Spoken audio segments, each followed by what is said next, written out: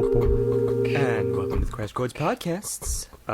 It's 22 degrees outside, mostly clear skies. I'm really feeling more like 8 degrees, winds at 11 miles per hour, and 31% humidity. We'll hand over to Matt Storm for the traffic, and John for the current events.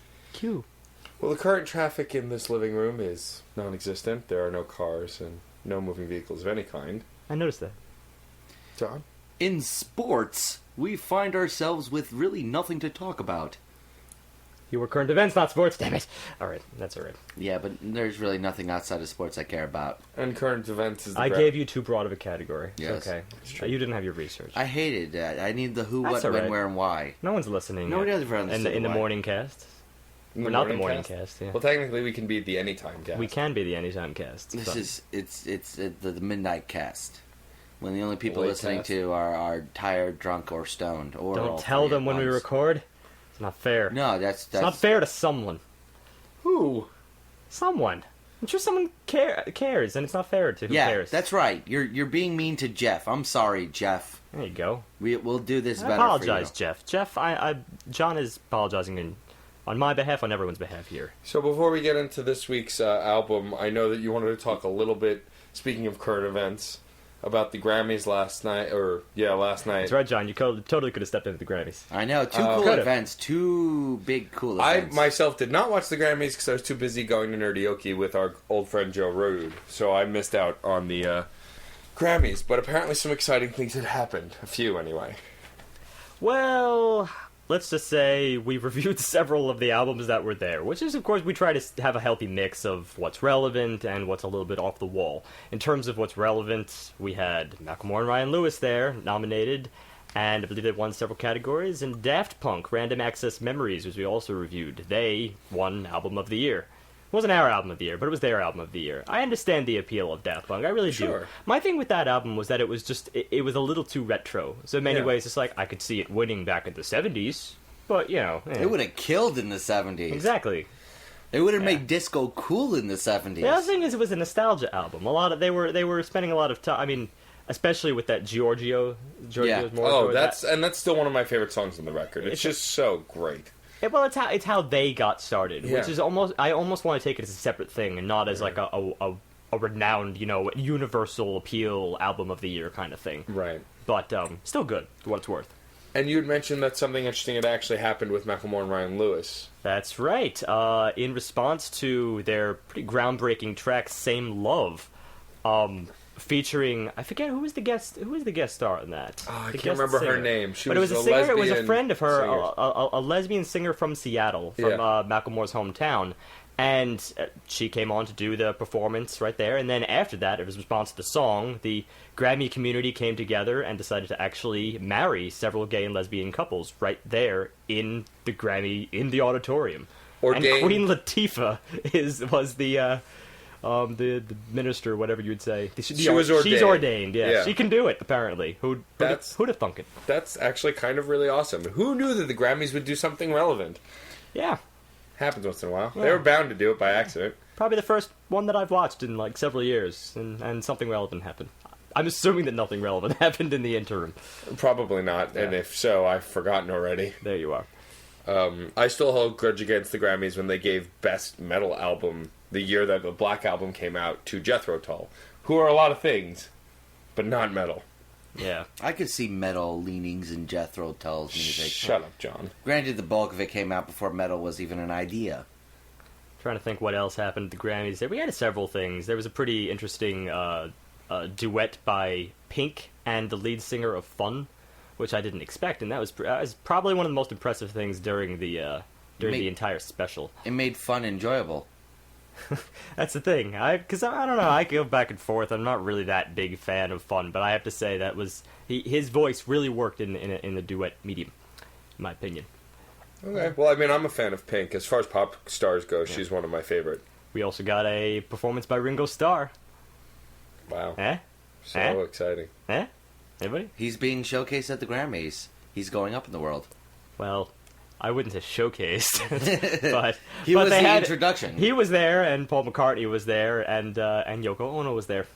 I guess filling in. Sure. Well, that's a Well, role. she She probably consumed has an most of- honorary thing at this point. Well, she consumed most of his soul, Honorary so ticket. she's practically John Lennon at this Oh, point. we're not going to go that route. That is not true. Take it back right now. That's what this is almost like the abortion topic in terms of how it like riles people up. Oh, yeah, yeah. I'm sure. Absolutely. It's insane. Even though there's clearly one obvious and correct answer, people still get riled up. Yeah. Yeah, that's true. Anyway, We're saying Anyone- that Yoko's a bad idea. That's what we're saying. she is a verb after all. People say you Yoko'd the band. So, This is true. yeah. I'm trying to remember. What that's from? Yeah, I No. remember The quit breaking up the band, Yoko. Oh, that '70s show. Yes. It was that '70s show when one of the two female characters was causing problems between the guys, and Kelso just goes, "Quit breaking." No, Eric goes, "Quit breaking up the band, Yoko," yelling at her. I was actually thinking of Flight of the Conchords. There was that girl. I think it was Coco. Yes, The Coco. girl's name was Coco. Yeah. Which is it's really funny in the Flight of the Conchords meeting because it's just two people. So Yeah. break up the band is like one person leaves and goes up and does their. Oh, that's it. Coco. Coco obviously broke up the band. Sure. It was a pretty good parody there. I miss those guys. I wish they didn't Yeah. stop doing their amazing TV show to do nothing. Oh, well, pursue separate acts. But well, to be fair though, Brett is doing The new Muppet he did movie? The new He Muppet. did the He's last doing the one? whole scoring and everything. Yeah, and I still am a little bit on the fence though as to whether that really fits the medium because I almost want to think that the Muppets were suited to a more sporadic variety of musical influences rather than the single guy. I thought the soundtrack of that movie was very good. I think he did a great job. And I actually like- Muppet of a Man is a great song. I can acknowledge the I particular a things. Muppet? It's just more about the overall usage of it that I was a little bit on the fence of. Am I a You were also a lot man? more picky than like most of us were of that movie. I'm very picky because I love the Muppets I so love the much, and they Muppets, had a very, too. very signature style. And the thing is, it's really hard especially when you remove both of the primary voices that drove the original. I feel like it's just nipping away at what the original style was. It's not going to have the same appeal to the younger generation. Not just when you keep the same Muppet, the same Fart the same fur shoes. with a fist in its ass. Waka, That's not the waka. essence of the Muppet. Telling you. I feel like Waka Movie Waka. was I'll good. repeat that. Fur with a fist up its ass is not the essence of a Muppet. I know. Anyway. It's a Muppet of a Muppet. I mean, actually, yeah, that's Yes. exactly what it is. I wanted to really disagree with him there and say that was bold, but, But it makes no, perfect he, sense. he makes perfect in sense. context. So on that scary note, let's hop into this week's album, I filled Steve. my weekly quota. Yeah. Very good. All right. This week's album. The band, first of all, As Mutantes, and the album Full Metal Jack. The band As Mutantes, I discovered this band several years back in a very old-fashioned way. I heard them in a record store and asked who they were. Actually, I think it was a comic book store. But Does that ever happen anymore? No, it does have. Well, with me, at least. Wait, Occasionally wow. I go in just like, I like this. What is it? He was in a comic book store? What were you doing in a Yeah, comic I book store? recommend. I first thought it was a record store. Then I thought back. I think it was actually a comic book store. Probably going with my various friends who all enjoy comic books. That's probably where it happened. And I was like, let me focus on something else. Oh, the music on the speaker. Surprise, surprise. I don't read a lot of comic books. Anywho, here's the breakdown. As Mutantes, formed in 1966. On hiatus from 1978 to 2006, and back in the game once again, they are a Brazilian psychedelic progressive rock band, also with its roots in Tropicalia. Although I enjoy another word used to describe them, and that's obscuro, as if that term really needs to be explained, but it's an old term that means outsider music. So apart from simply being obscure, it really banks on the abstract. It allows for just about anything from unconventional instruments to unconventional structures with a healthy dose of just plain weird. Which brings us back to the psychedelic portion. It's no secret that hallucinogenics were a notable force in music of the late 60s, and there's no shortage of artists who've come forth to admit, if I wasn't on this, then that wouldn't have been made. And having listened to most of this band's discography, even if not every song screams out drugs, there's still an aesthetic there that might trace its roots back to the culture. But apart from all that, I would never lump this band purely into psychedelic rock and call it a day. They have a very interesting set of influences, too many to name in fact. On top of that, Vice magazine described them as having come up with a new avant-garde style that was highly inspired by a new cultural anthropology, the eating of others' ideas, end quote. Now, chief among those ideas being from Brazil, of course, there's a lot of bossa nova in their work, which in my view juxtaposes rather nicely to all their craziness, and that's what I always found most unique about them. Finally, just some quick facts about the band. They were very heavy activists during the 60s, got into quite a few qualms with the Brazilian military, and they also have had many issues with record labels, notably with their album OAEOZ, recorded in 73, withheld from being released until 1992, off of which, by the way, is my all-time favorite song by them, a bossa nova masterpiece called Voce Sabe. And last but not least, they've had a lot of members. I counted 23. Non-concurrently, of course. Well, obviously.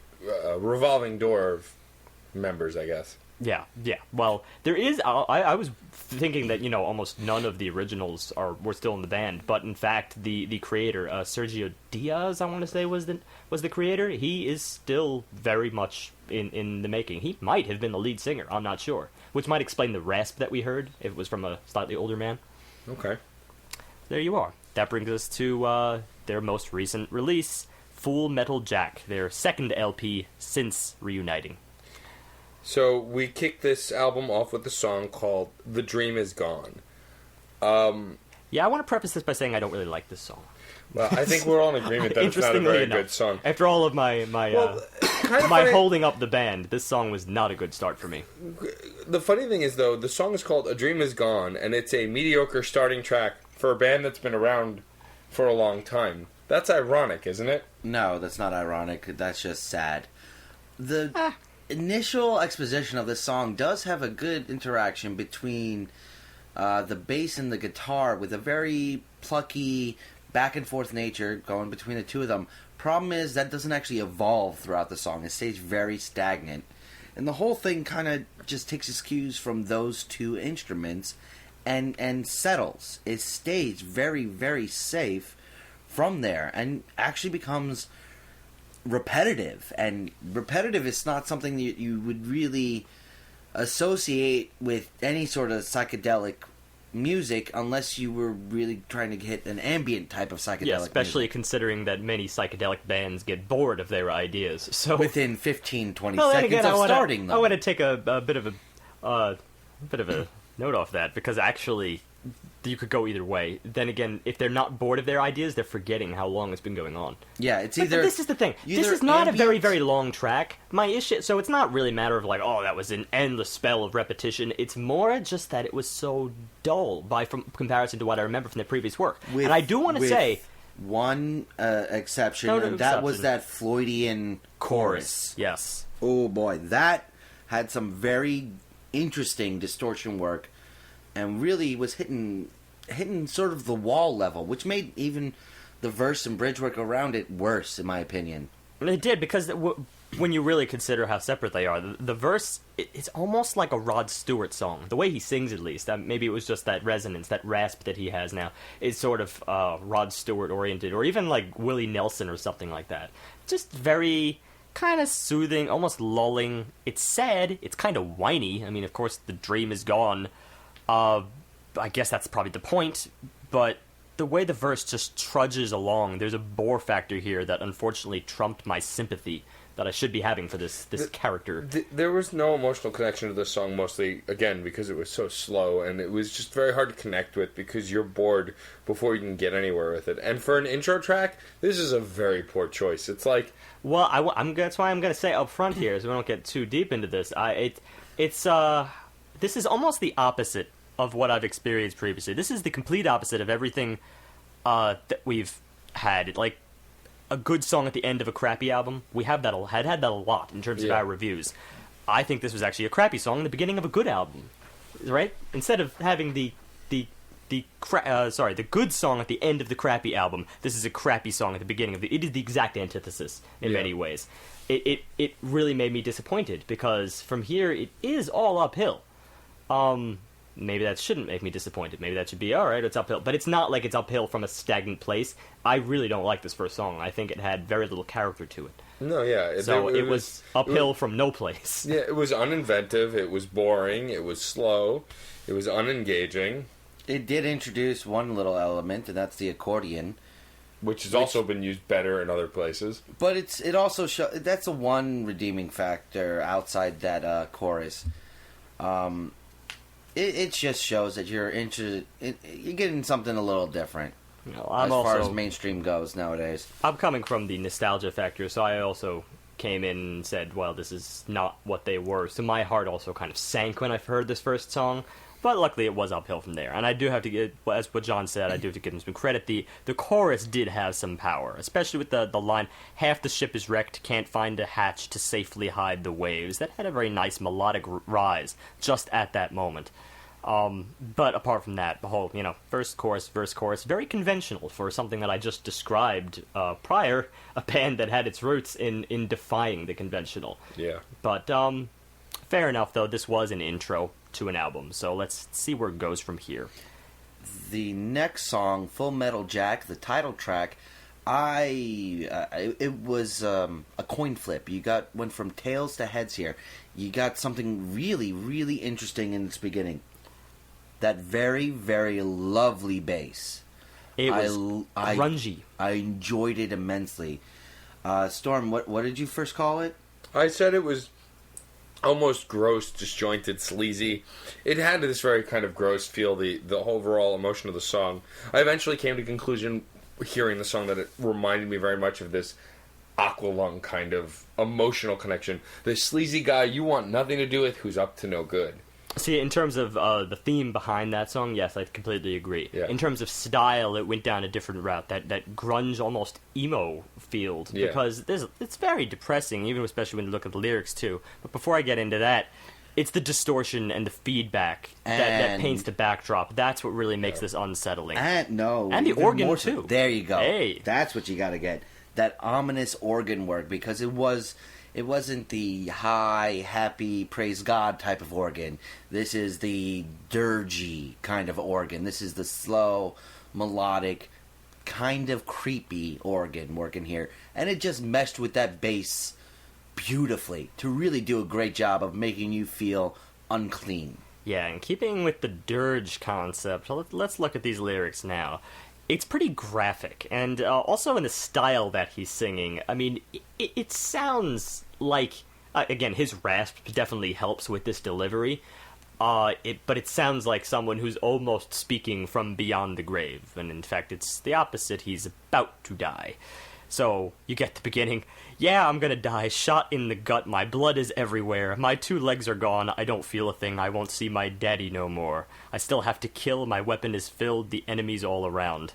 It's very, very, very graphic. I kind of feel like I'm in his position a little bit. And of course, all this is an anti-war song, essentially. He is a soldier who just got shot down. I do like its interplay in the very graphic nature actually does speak both to the title of the song and its relationship to the obvious Full Metal Jacket and what that movie actually represented. There's a lot of connectivity there. It does hit a deeper level with that, and I really like it for that. The chorus of "No more war, no more war." I just love the way they echo off of one another. Yes, no more war, and you still have that other guy starting in. It becomes a round, and it's around very distorted. It's very it has a dissonant vocal feel that I just really, really love. That kind of pleading nature to it. And if I'm not mistaken, there was a bit of an argument there. Yes, no more war. I think it was yes, more war. Also, as part of that round, the way that they're singing off of each other. Yeah, which of course is the duality of any 2 parties that are arguing over a war is just or not. And thematically, I mean, rock is no stranger to a war song talking down war from the perspective of the suffering soldier. I mean, Metallica's song 1 is all about a soldier who has no arms, no legs, can't talk, can't see, and is still on life support, slowly dying and wants to die because of what war put him through. And this is also very graphic. And this, in the same way, is very much from that perspective of this suffering is why we shouldn't do this anymore. There's a lot of really gripping lines in here that really reach out to as well. Sergeant has told me, son, if I be gone, kill for your life or be killed. Oh, what a fuck! I'm dying now, alone in nobody's land. Which is amazing. Like that makes me think of World War I right there. When like 640,000 people died over 4 inches of land gained in the trenches. That really makes you see like the futility of it all. I would even say that it harkens back to Goodnight Saigon, Billy Joel, which is one of my favorite anti-war protest songs. I love that song, and this really has a very similar gritty lyrical work as that song. I got to give it props for that. And one other thing, especially since it's a long way to go for a new anti-war song. Yeah, this one deals with Afghanistan. No, Iraq. In fact, there Iraq. in the chorus, everything gets it's really interesting how the transition to the chorus, the chords get almost goofy and like Oingo Boingo like. I kind of heard some Danny Elfman influence, but you could tell because the lyrics in the chorus: Scheherazade is dead, was shot in the skies of Baghdad. There you are. Magic Carpet is gone, crash landed in the fire on Alibaba. It's also one of those things that with a song like this, it's so disjointed and gross and grungy feeling. It's almost like a Paper Chase kind of situation where you're made to feel uncomfortable intentionally. There's no way it's accidental that you're supposed to feel put off by this song. It's supposed to make you feel like, I don't want to be here anymore. I don't want to be in this experience. Let me out. And that was really best exemplified with I called them evil guitar chords. The halting, chunky almost nature of the guitar work, and not chunky in a bad way. Chunky as in just really sharp, edgy notes. I love that feeling, and it really did a hell of a job of taking that lovely, depressing bass, that ominous organ, and like really just take them from disturbing and upsetting to like mean. Yeah, this real mean. Mean at the same time. I got to go back to that word goofy because there's a little bit of a romp in this song that almost sort of makes fun of the whole entire situation. Like we're still talking about this kind of thing, and maybe just a little bit of irony there. Right, well, but satire at least. Is what I'm trying to say. I'd say more satire. Yeah, it's definitely unintentional though. I think they want to make light almost to a point of not to make that the issue is light, but that it's almost like we're the goofy ones because we're still doing this ridiculous thing, you know? Well, I think it also has to do with their style. Maybe not just the what they're saying, but just how that they say it. And it's the style behind the band. They've always done everything with a little bit of a humorous touch. It goes back to that whole psychedelic rock where anything is kind of fair game in terms of what you can use in a particular song. It's definitely and that's why it reminded me of Oingo Boingo quite a bit, because Oingo Boingo, Danny Elfman's former band, they relied on comedy. Yeah, but it sort of wrote into what they But did. In this case, I think it's more of a dark comedy, like a dark humor. It's not. There was dark comedy there too, but that's the thing. Danny Elfman also dealt in the dark, and I kind of have to go back to this in terms of an influence, because as I read in the intro here, they do eat up influences, and this is made present day, so Oingo Boingo could well be in their past, and I can't help but escape the soundtrack that was done to Forbidden Zone. Oingo Boingo actually was featured. It was Danny Elfman's brother that directed the film, and the whole movie is just very, very dark. It actually invokes Cab Calloway music while they're being brought into hell by the devil himself, which is played by Danny Elfman. And the music, the version that Oingo Boingo did of that particular Cab Calloway track, I think it was Minnie the Moocher, the style is just almost the same as this. Taking a really, really dark thing and making light of it, at least in style, if not in meaning. Right. Yeah. So anyway, I really love this song. Yeah, you grew on you, huh? No, it's not that it grew on me. This grew song, off you, and therefore you like it. It really kind of represents what the 1960s really did for music. Well, that's the thing. I'm very sure that Os Mutantes were very anti-Vietnam, if it was relevant. Of course, they were Brazilian, so they're not really involved in that, but because they have their skirmishes with the military, I'm sure they have very strong views about the subject, and this album can be kind of on the nose in that regard. There's really no questioning what their views are, and there's not so much ambiguity there, although you could argue that some of those lines with, when they're invoking what the sergeant's telling him to do, that maybe there is some ambiguity, and the fact that they're arguing, no more war, war. I think it's still kind of very on the nose. This is not an album that's really going to make you think in most places. There are moments, but it's fairly face value. In terms of meaning, value, probably. but it's evoking thought, but it's not requiring you to find deeper meanings, hitting messages. Or There's no looking for theme. Well, what I gain from this song in the end is really it's stylistic choices used to paint the picture, and that's always really really gets me. It's their overall the overall grunge feel was just perfect for this framework, this story. And also the heavy distortion, especially even over the second verse. The distortion in the guitar gets a lot more gritty even than it was in the first verse. So it progressively deteriorates. Essentially, you're hearing him die over the course of the song. And at the end, it totally unravels. The drums start and then they stop while the guitar just rambles and finally fades. It's powerful in that regard. It's powerful. I mean, instrument uses. That's really what They highlight. definitely achieved the message they were looking for. Did I like the song? Like's a strong word, but I didn't dislike it. It accomplished its goal, and it unnerved me, and that was its purpose, and it accomplished that. We can be on the fence about that. That's okay, as long as we highlight what it served. Yes, for sure.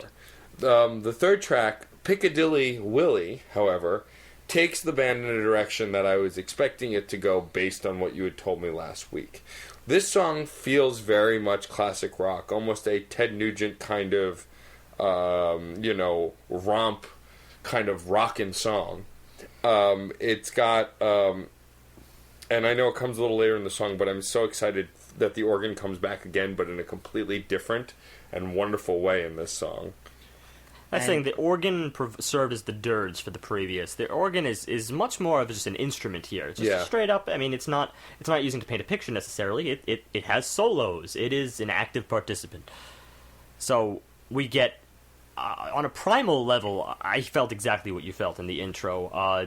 It's rock first and foremost. I mean, it's kind of hard to avoid the catchiness of the intro and the attitude that's there. Yeah. Especially, it starts with the chorus, which I could almost view it interchangeably, that the chorus comes in the beginning, but maybe it's the verse at the beginning. I'm willing to say that it's the chorus in the beginning. And then it goes into the verse second, which is a little bit abnormal. Yeah. But it was something I noticed. In which case, the chorus is driven by a single riff, and that riff really, really drives the whole entire song and keeps it going. But it's such a strong riff, and I mean, it's that choppy guitar that really gives it that very classic rock vibe. Oh, that even develops later in the track. There's a choppiness to the guitar. I almost call it a metallic, flavor to the guitar. Like you're reducing every you're opening it up so that you hear every vibration right there, and it comes out very tinny and harsh, like nails against a chalkboard almost. But it is choppy in that regard. They're halted each iteration of the single note. But that raw sound is what gives that extra attitude to that part of the song as well. It really pushes that feeling. Yeah. And I'm gonna be the devil's advocate in this one, and I just am too familiar with what this song did. This one really just felt a little too classic to me. And it was coupled with that really heavy distortion. This distortion is definitely not at the classic rock levels. It's not nearly as it's much more heavily used. Let me phrase it that way. And because of that, it felt like something I already knew. It felt like a song I already heard. It didn't really give me anything different.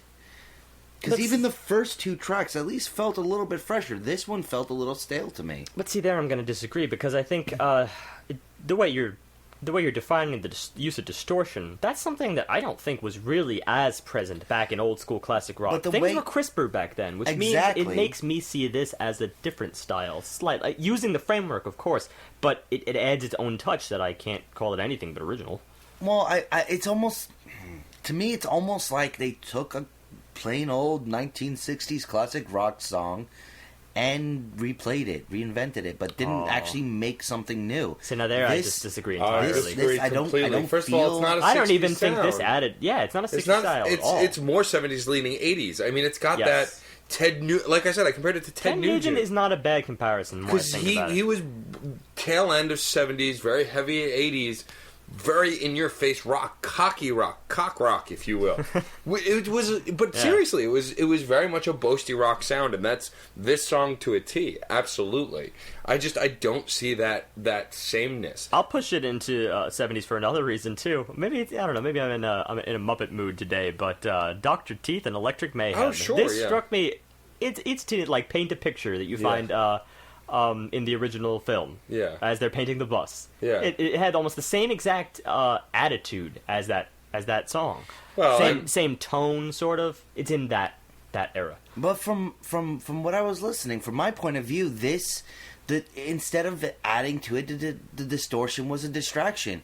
Instead of really enjoying that organ, it felt kind of disconnected from the rest of it because it was tonally very different from what was going on in the background. Well, even it didn't feel like solo so much as slapped on layer to me. Oh, no. And I just could not get into it.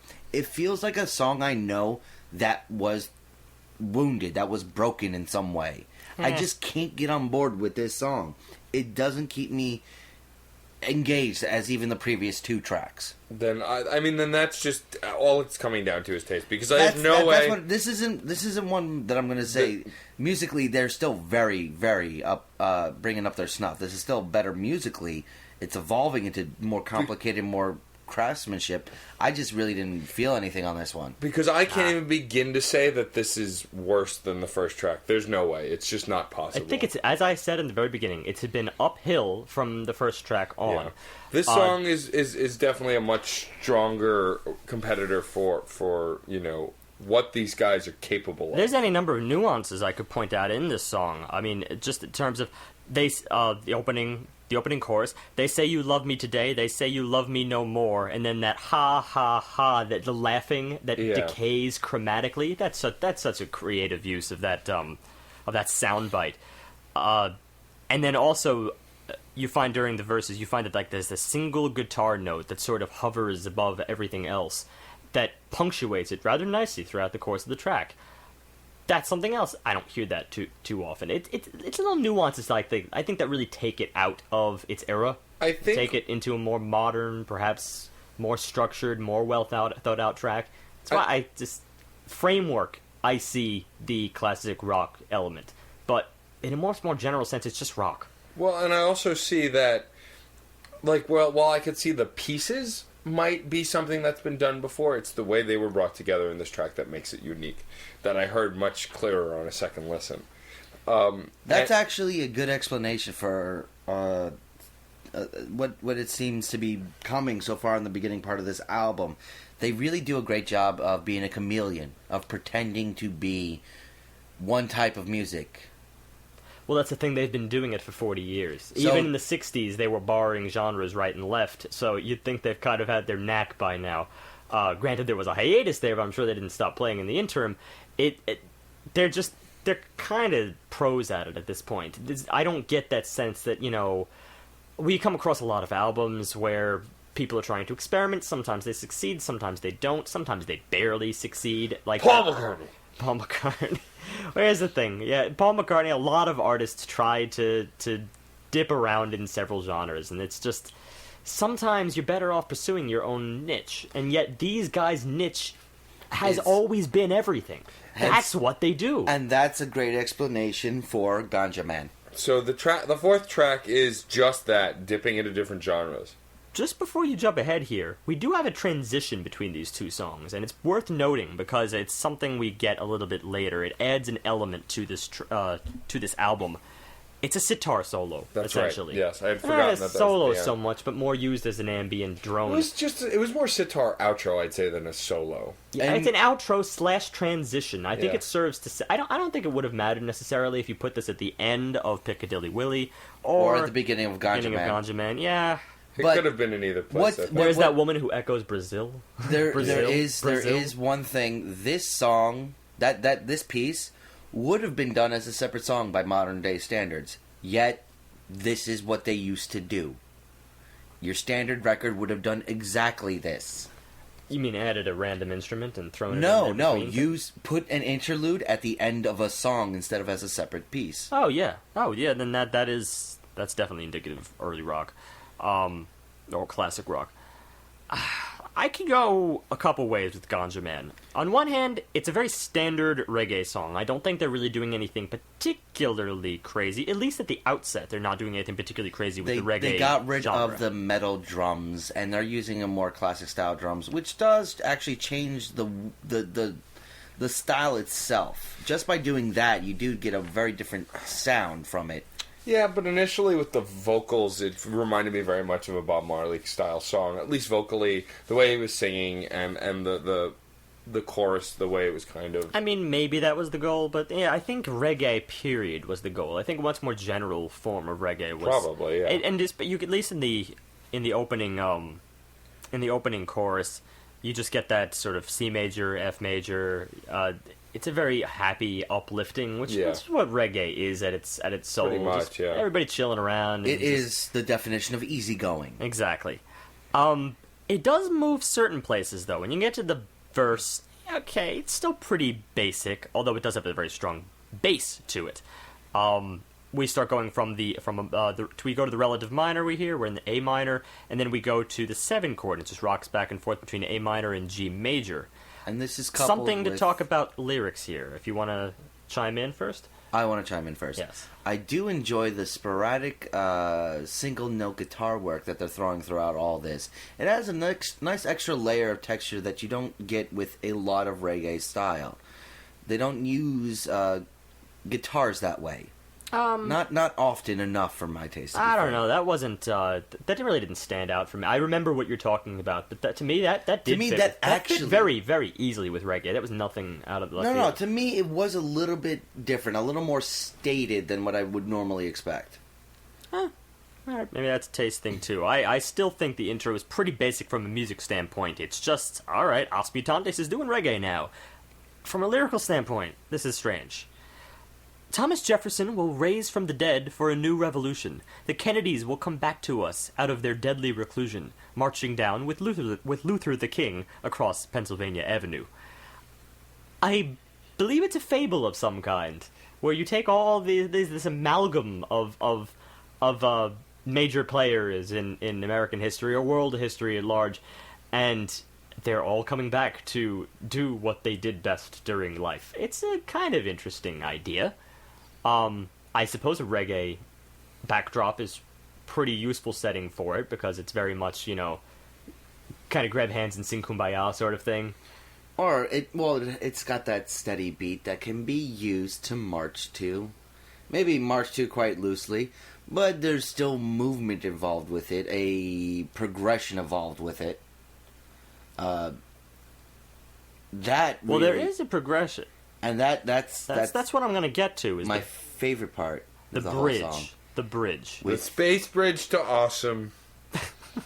Yes, your quirky terminology for it. It's literally, the bridge, first of all, takes us right out of its element. It reels in the classic rock element. It reels it right back, because we've been in reggae here, and then all of a sudden that guitar enters. Once the guitar enters here, at this particular moment, it swoons. It really sings along. It provides a melody where there really was none. We've really just had rhythms and, just kind of smoothing. Gajaman, Gajaman, Gajaman, I get the idea. And then here, it takes on soul.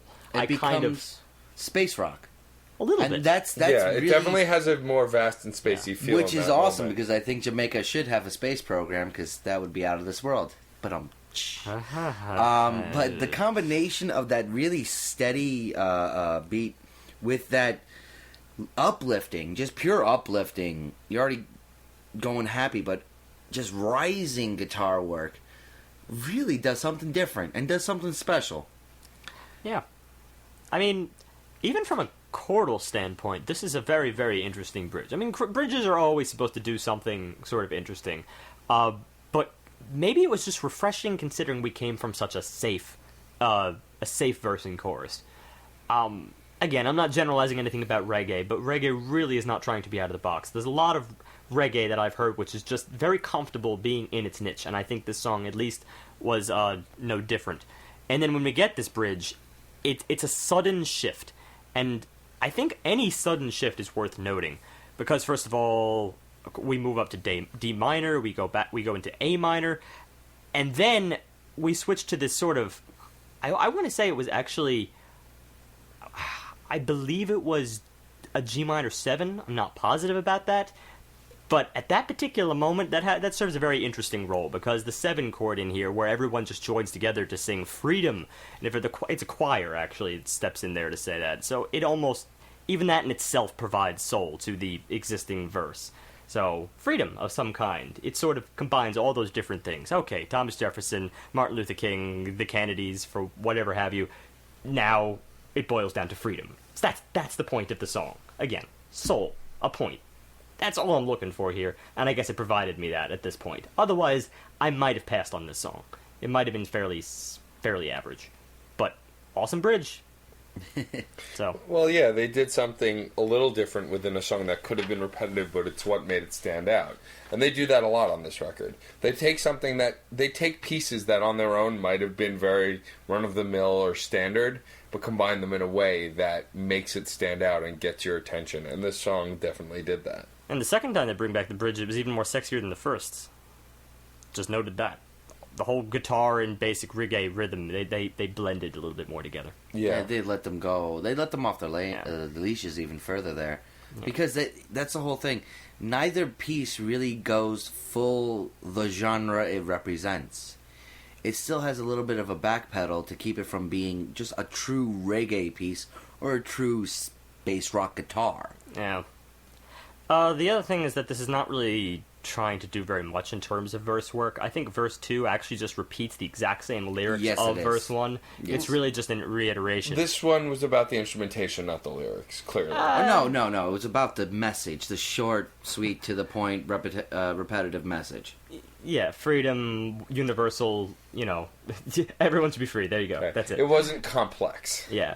And also, I if it's about anything from a musical standpoint, I really just have to highlight the bridge. The more I mull this over in my head, that was really the one thing that really grabbed me in this particular track. Because even then, I think it was kind of a poor transition back to C major when it goes back to the chorus, back to the whole Ganjaman, Ganjaman. It was so sudden. It kind of yanked me right out of that space rock and just threw me right back into very standard reggae. A little sudden for my tastes. So, probably could have done a little bit better with this track. Either way, I'm not hating. It was a good idea. On that note, let's go to track 5, Look Out. So this was another track that also started in a very rock, very, very rooted in a rock sound. The guitar chords very much reminded me in the beginning of Jeremiah Was a Bullfrog. It had that, very heavy guitar sound that pulls you right in. And the tempo reminded me of War Pigs with the whole kind of a tapping, really, really restarty style of instrumentation. That. Yeah, it's that hold your breath kind of a moment while he's singing the lyrics. You know something's gonna happen when that verse ends.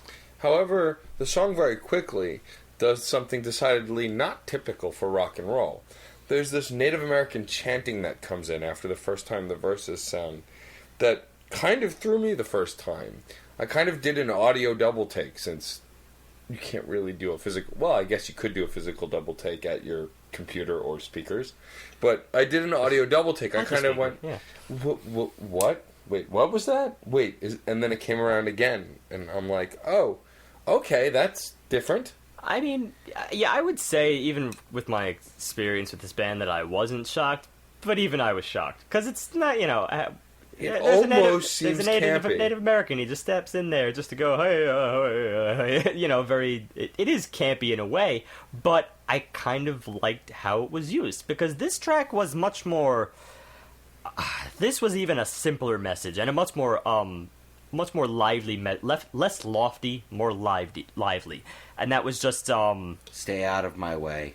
stay out of my way. No one will ever stand between my dreams and what I want for my future.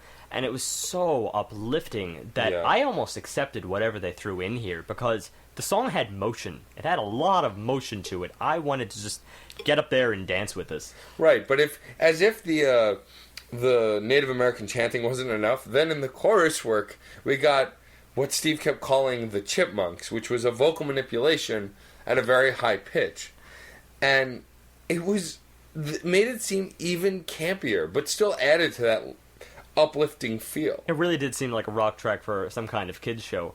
It was strange, and the chipmunks stepped in to say, "Look out, don't let go." It was very weird. But yet it all just sort of jived together. I actually had an experience where I had to keep re-listening to this track to make sure I actually heard things correctly. This track had a very much a pump you up kind of a feel. It did, especially even just going earlier here. First of all, in the very beginning, you have that. There's a lot of percussion a lot of texture in the percussion going on. And that's probably why you got the War Pigs feel. It's also because of that repetitive nature to it, because it was done in such a short time frame. The timestamp on it had to be measured in parts of seconds at points, and it became very, very much a replaying. Yeah. And a replaying, and a replaying. And because of that, it kept becoming an intake without any exhaling for that emotion that was being built up in it. That's really where I got that connotation to War Pigs. Yeah, which was just so good. That I love. He crams so many notes in a certain moment there. Even just that line, "Nobody ever stand between my dreams and what I want for my future," and he holds that note out. It's lively, and actually pretty impressive from a vocal standpoint because of the way he contorts those lyrics to fit the rhythm perfectly. And it feels more like the lyrics are guiding the rhythm rather than the rhythm guiding the lyrics, and that's what was kind of cool about it. Yeah, so. and that moment is when you really get a sense of his singing, because before that, he's not a bad singer, but he wasn't doing anything really revolutionary either with his singing. But this is the first moment you get a sense of, oh, this guy has some chops. Yeah. Which is good, because, as far as the rest of the singing was going, it wasn't anything unbelievable. I honestly, in this track, I was undoubtedly impressed. There was "I'll have my way, you better let it go," and he holds that note again. Yeah. There's a lot of attitude in here, and I think attitude is one of those things you can't overlook in terms of skill. Not everybody can pull it off. You can have a great voice and everything if you just don't have the emotion behind it. It's clear that he puts a lot of emotion behind almost everything in his album, regardless of theme or wherever he's whatever he's choosing to deliver at that particular moment. Right. Granted, a lot of this stuff does harken back to that protest movement stuff, which in its way was also pretty uplifting, empower the little man. Yeah. But how he sings is very much what I come to expect in this sort of music. In rock music in general. A very, very good way of presenting his ideas. It's just great to hear him how he's singing. But the only other song where I really was caring about what he's singing up until this point was Full Metal Jack. This is where I'm actually starting to really delve and listen to what the words, instead of just getting the emotions from the words. I really am enjoying what he's saying in this song.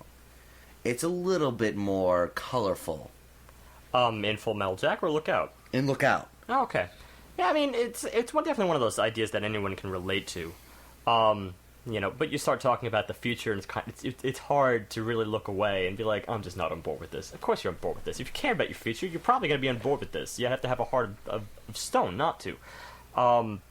So yeah, I found it to be a very rousing song, and on top of that, there's a really, really amazing collective solo here to close it out. It's great funky keyboard. The organ starts comping overhead. Again, we get a return of that metallic sort of choppy guitar, the same exact that we got in the previous song.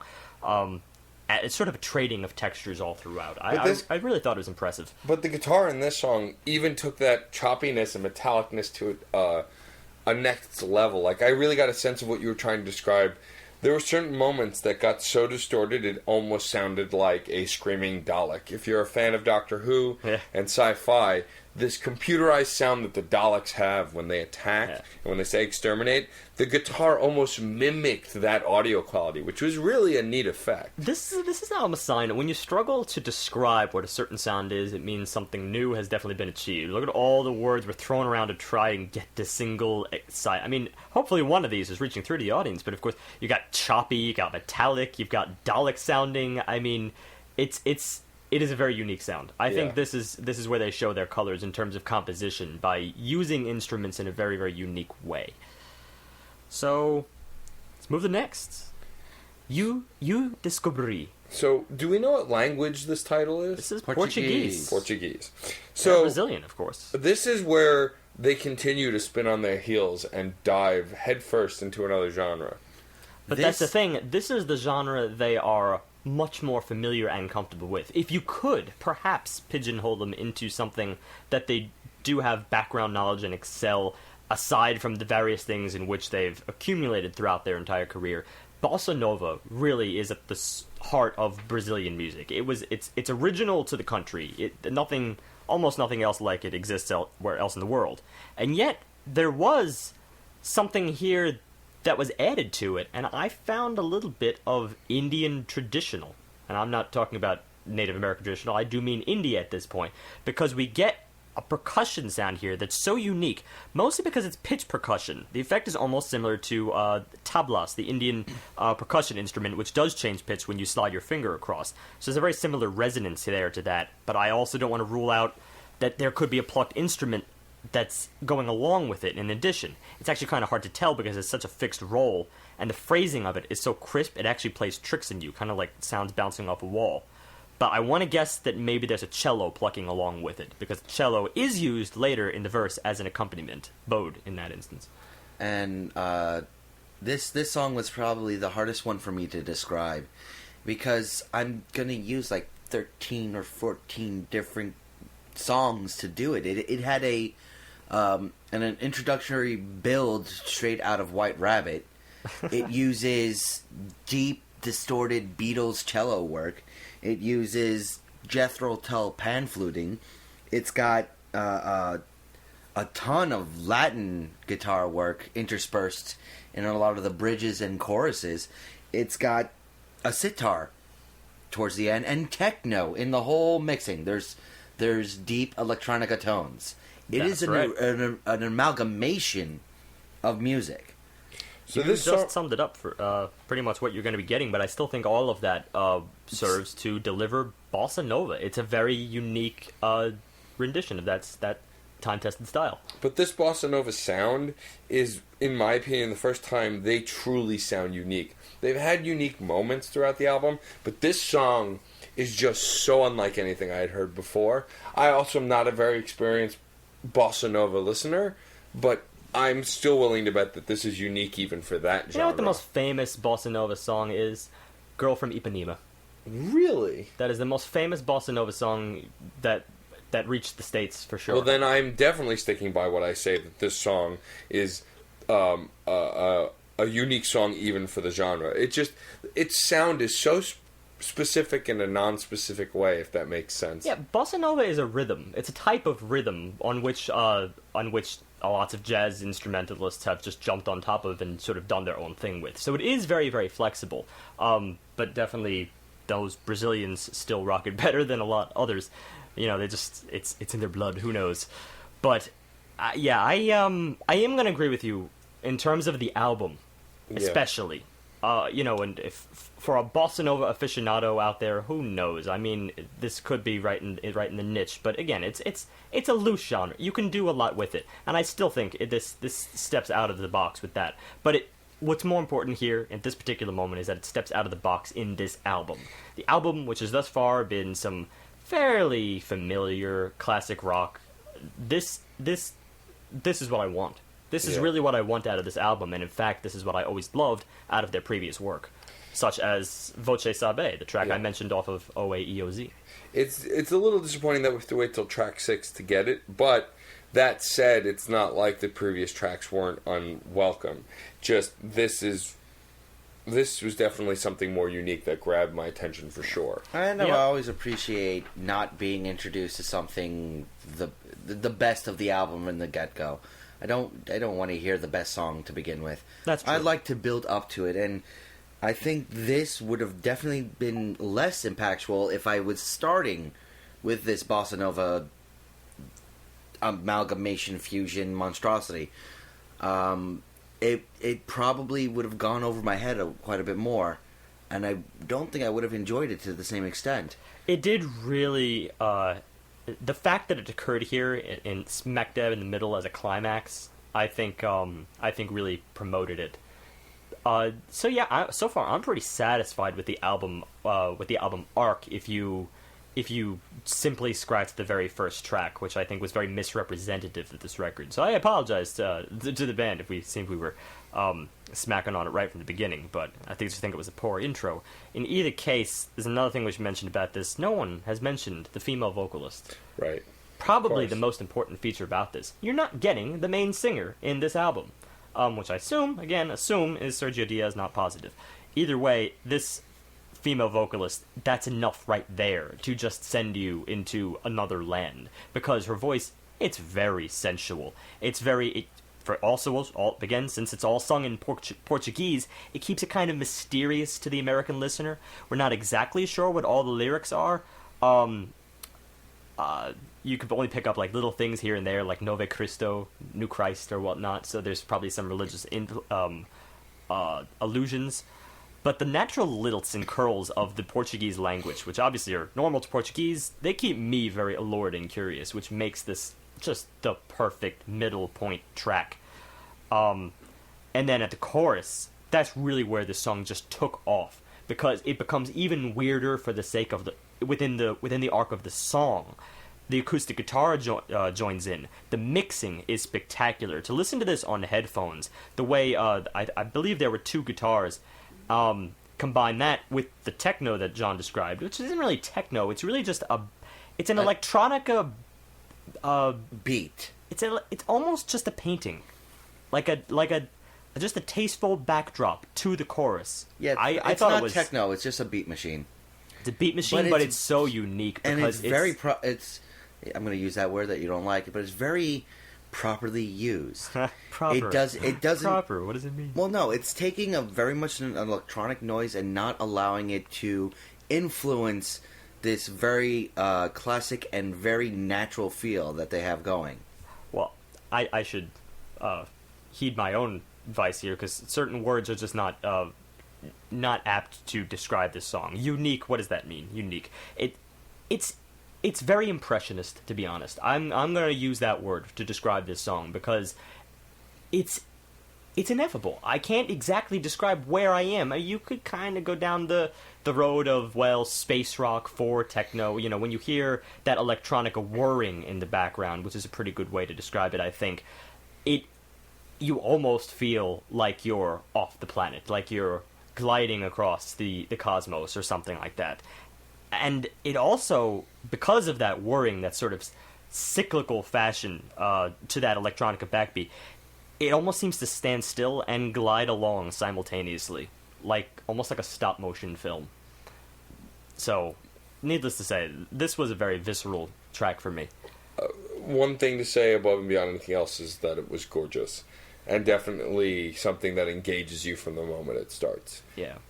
And again, from an instrumental standpoint, almost every use of their instrument... Actually, John made this comment earlier before. It's like they took every awesome instrument that exists out there and just crammed them into one song, which is kind of true, because as I go down the list of instruments present in the song, it's like, I'm a sucker for that one. I'm a sucker for that one. I'm a sucker for that one. Well, and even though I'm not always into bits of electronica and techno, I sure as hell am into this variety. Yeah, it's something I don't think I've ever really heard a sitar and a flute used together before. Actually, I believe I have. It's interesting to couple that with a Latin guitar style and a cello, and then just making all of it work well is that's hard. This is almost not a song to dissect. This is just expertly composed. The timbre is just so disjointed between those instruments that you don't usually put them together. Yeah, you wouldn't think that it would work. Exactly. And yet they blend so well that it creates an aesthetic unto itself. So, needless to say. And they're all well played, too. That's the whole thing. They're not boring. None of them are boring. And they all get to showcase themselves. Yeah, That's even the other if one thing. isn't necessarily complex, like one might just be simple. Yo, you got that little flute transition. Not a difficult flute part, but it's just like, it's so pretty. I'm being brought into It's so the new verse. Thank you. Thank you for using it. That's what I want to say. Yes, thank you for delivering this song to my life. Anyway, that's you, Discovery. 7. Something to say about this too. Time and space. Time and space. So, first of all, we discussed this before in the beginning of the song. You titling something "Time and Space" is leading to large expectations. I mean, you really can't get any more vast than time and space. It's Yes. audacious. They didn't even just stick with one or the other. They went for both. That is Yeah. the time-space continuum, as you hear in so many science fiction stories. And I think I'm going to stand by this statement because I wrote it down and even listened to the rest of the album. I think this is probably where I will say they have the most classic vocals here, the most reminiscent of 60s, maybe even 50s vocal work here, just like the beginning of rock and roll. Not 50s, but I do say 60s. I can't quite say the beginning, but I do think that the second rock really like kind of took that extra step into something with a bit more attitude rather than high school dance music. I think that's the vocals I would probably use to describe And it. this was that full-fledged. It was the representation of the classic. Well, and I also don't think it's any coincidence that a song called "Time and Space," the lead singer takes this kind of drony, David Bowie-esque sounding song with like singing I style hear David with Bowie, high but I notes. feel like maybe you're going to that just because of Major Tom. And Major Tom is his quintessential space-oriented song. That's where people connect David Bowie with space, is based on that single song. And I think I kind of get that based on this, and maybe based on their other vocal styles as well. But in terms of a general outline of this genre here, I think this kind of returns a little bit to the grungy bass work that you find back in Full Metal Jack. Perhaps not used to the same evil edge, but it's a similar style of bass work, which I think is a pretty interesting thing to note throughout this album. Their bass work is something separate from just plain old classic rock. Their bass work is signifiably Mutantes. And it's coupled with some heavy drum beats, and the guitar becomes a riff guitar, becomes a rhythm guitar, and plays background, plays second fiddle to the bass work. Yes. And the framework, I was getting vibes of a lot of psychedelic and a psychedelic southern rock in this, but it was that flip that I found very interesting, because in psychedelic you really get that very light, touchy, up-in-your-face guitar work, and that was the bass's job, and I really, really, really enjoyed it. It was familiar, yet still had that mysterious slant to it, that dissident slant to it. Yeah. That made it very fresh in its styles. Well, here I'm going to go into a little bit here, because this is such a simple and yet brilliant compositional structure. The whole entire thing is in G major, but it begins by rapidly arpeggiating the other chords, like the 4 chord, the 5 chord, the 6 chord, 4, 5, 6, 4, 5, 6, 4, 5, 4, 1, 6, 1. Although it just fleetingly passes 1. It's not emphasized. And then it closed by hinging on the secondary dominant, this 5/5 chord, which serves as a pretty good transition. And 2, I'm going to try to merge the lyrics here before I go into the next phase, because the lyrics reached me immediately, and that's tough for me to go like almost simultaneously. The music is reaching me at the same level as the lyrics are, but you cannot get any more profound than this, in my opinion, or at least any more lofty. Lose everything that you see, all of your fears, vibrations of electrons circulating around, atomic dreams, and everything that you do, all of your tears. We create realities to believe in such a thing as time and space. Time and space. That sums it up. That sums up just about everything there is to sum up in existence and the universe. They do approach the concept of time and space very well. I mean, even from the verses to the angelic sounding choruses. The choruses were almost otherworldly. And That's not the choruses I think you're talking about. That's the bridges, which were really, really beautiful. Come with me, this is the war. Follow me, the human race. No, come with me, this is the way. Follow right. me, the human race. Whether or not we live or die. There was something, but it's tough because there's no lyrics up there. Wait. Whether or not we live or die, knowing that it's all a lie. There we go. It took a while to get that bridge, out. But... and that is trippy. Well, here's the thing. Now, Trippy. Let me just... I know we're going a little bit sporadic here, but let me just jump around back to compositional structure, because in the process of getting there, you know, they go back to the chorus is essentially just the mantra. After the first line that I read, you go to the chorus, it's just the mantra. Time and space, time and space, time and space, you know, as if they just need to sort of get that in their heads. That's pretty much everything. And then, once they go to the bridge, that gorgeous, mystifying bridge, come with me, this is the way, follow me, the human race, like, that part, the song just arrests itself, and enters the cosmos in a similar way that You Discovery did, although perhaps not as on the nose in that track. This is very on the nose, because this is obviously time and space. That's just about everything having to do with the cosmos. And the structure there is that it finally returns to the one. So after all that 4 5 6 4 5 6 4 5 6 going on all the other chords, then finally you return to that one chord, and it happens on the bridge of all places, so late in the game that the relief just rushes over you. And of all one chords, it's a 1/7, so it's got that twang of intrigue to it. It's home, and yet it's new and intriguing at the same time. Hence the revelation and that call of theirs, come with me, this is the way. It's a science fiction novel. Or novelette. So Steve, because you're getting a little intense right here, I'm imagining you enjoyed that. And you enjoyed this song. I did not just enjoy the song, I enjoyed the pair. Okay, I must say, listeners... You Discovery and this track. Listeners, he's getting really intense with his gesticulation right here. I need to describe that. They can infer. Anyway. And I'm on the same page with you. Yeah. This climax is an amazing aspect of this album. It's hitting some really, really interesting genre crossovers, really interesting usage of instrumentation with some really, really, really... I guess the only way to say is just knowledge of music here. Well, it's just not, usage. As I said in the beginning, it's a simple and yet brilliant compositional structure. This is not the same deal as, like, it needed how to put it, a composer who's, been around the block a few times in order to do this, or with intense musical knowledge. It's simple. It's an artistic choice, just to delay that fall of the bridge for so long, and again, keeping in with the theme of the track, time and space. That's why it gets me so much. The knowledge isn't the word; it's experience. This is something that can only happen from someone who's been. It knows how to hit its peak. In it. It knows how to peak.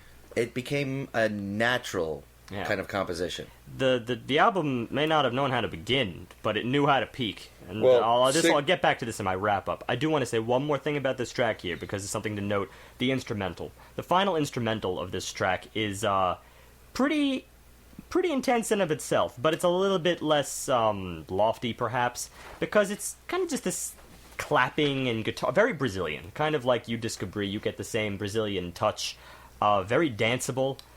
Probably makes you want to go out there and have a night of hippie love and pleasure and all that stuff. It's catchy, but again, from that Brazilian standpoint, not catchy and like pop. Right. 6/7 is undeniably a 1-2 punch on this record. I mean, everything was building to this, and it really is a very strong focal point in the middle of this record. And they are paired very well together. If you were to separate them, it just wouldn't have had the same powerful and beautiful, profound effect if they had come at different points in the record, or separately. Right. So yeah, let's move on here. Track 8, To Make It Beautiful. This takes a little bit of a different turn. Yeah, this is where, unfortunately, we hit a little bit of a lull in the middle of the record. And by no means was it bad per se. It's just, they started defaulting back to, I think, a more cliche sound, something I had heard before. not something new and fresh like we had been getting so used to with the last couple of tracks. This gets a little campy. You can almost be... The lyrics become somewhat predictable. The whole song feels... It's very sweet, but it's a little bit too simple after what we just got. I feel like I've heard it before. To me, this was a dessert of just chocolate cake. No creme brulee, no random things that you order only at expensive restaurants. This is apple pie. I mean, this is something that you kind of expect. Yeah, because here's the thing. I really wanted to like this track, because it still is well done. And just to put it in perspective of the previous, in many ways, this is probably more complex musically. And yet, just the whole phrasing of it is not as... It does not pack that punch. Then again, how can you possibly follow up a track called Time and Space? So I want to give it some leeway. But going back to what John's saying, the apple pie here. Some lyrics for you. Well, some lyrics to help to convey what this apple pie is. Touching your hand is not enough to me. A single kiss will never do. I need a perpetual change inside of us. I need the oldest way to feel so good, so fine, and thus complete. That is sweet. Really, really sweet. Kind of beautiful if you're just talking about, like, all right, guy and girl get together and that's it. Off you go. It's any couple, though. It's one person speaking to another. There's nothing that really speaks as a unique from the heart. I mean... It's complicated. The whole thing is complicated, but anybody can... Well, it's complicated, but it strikes me as a complicated but very much copycatted at the same time, because there's any number of 70s ballads that I swear used some of the same exact progressions as this. So unfortunately, I'm not able to feel the same punch, like when they switch from verse to chorus, or when they return at the end to that ooh la la. Right after that, they go into this ooh la la section, right? There's just that slight modulation right in there, which is so indicative of what you'd find in so many 70s ballads. Yeah. That's the facts. Yeah, they just weren't... I mean, and again, it by no means was bad. They're just not going to that next level with this song. They were doing a sweet love song, and that's all it is. It wasn't more, it wasn't less. It was very face value. I mean, actually, I understand, maybe from an artistic point, as to why you would follow up a track called Time and Space with a very simple love song, because in many ways it does kind of reduce everything to the barest components. Like, well, in the face of so much vastness and existential reality, well, what do we have? What do we have to look at? Simple, basic love. So right. I do actually understand it from that from that perspective.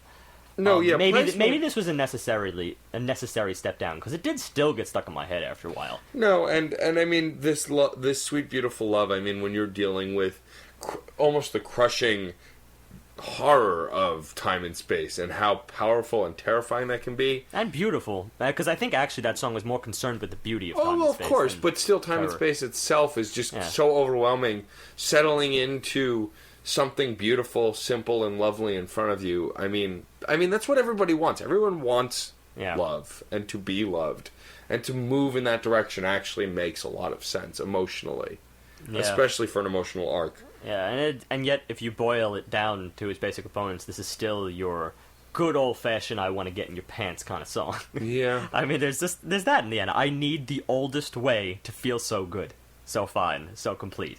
That's it right there. Yeah. It is a sweet way of saying it, though. There is some very nice lyrics all over this. It can be campy, it can be a little much at times. In fact, that line didn't so much bother me as perhaps the earlier one. I need us to create love tonight, my love. That's kind of campy too. Yeah. Create love. But it's, what can I say? It's hippie talk. It still works in certain circles.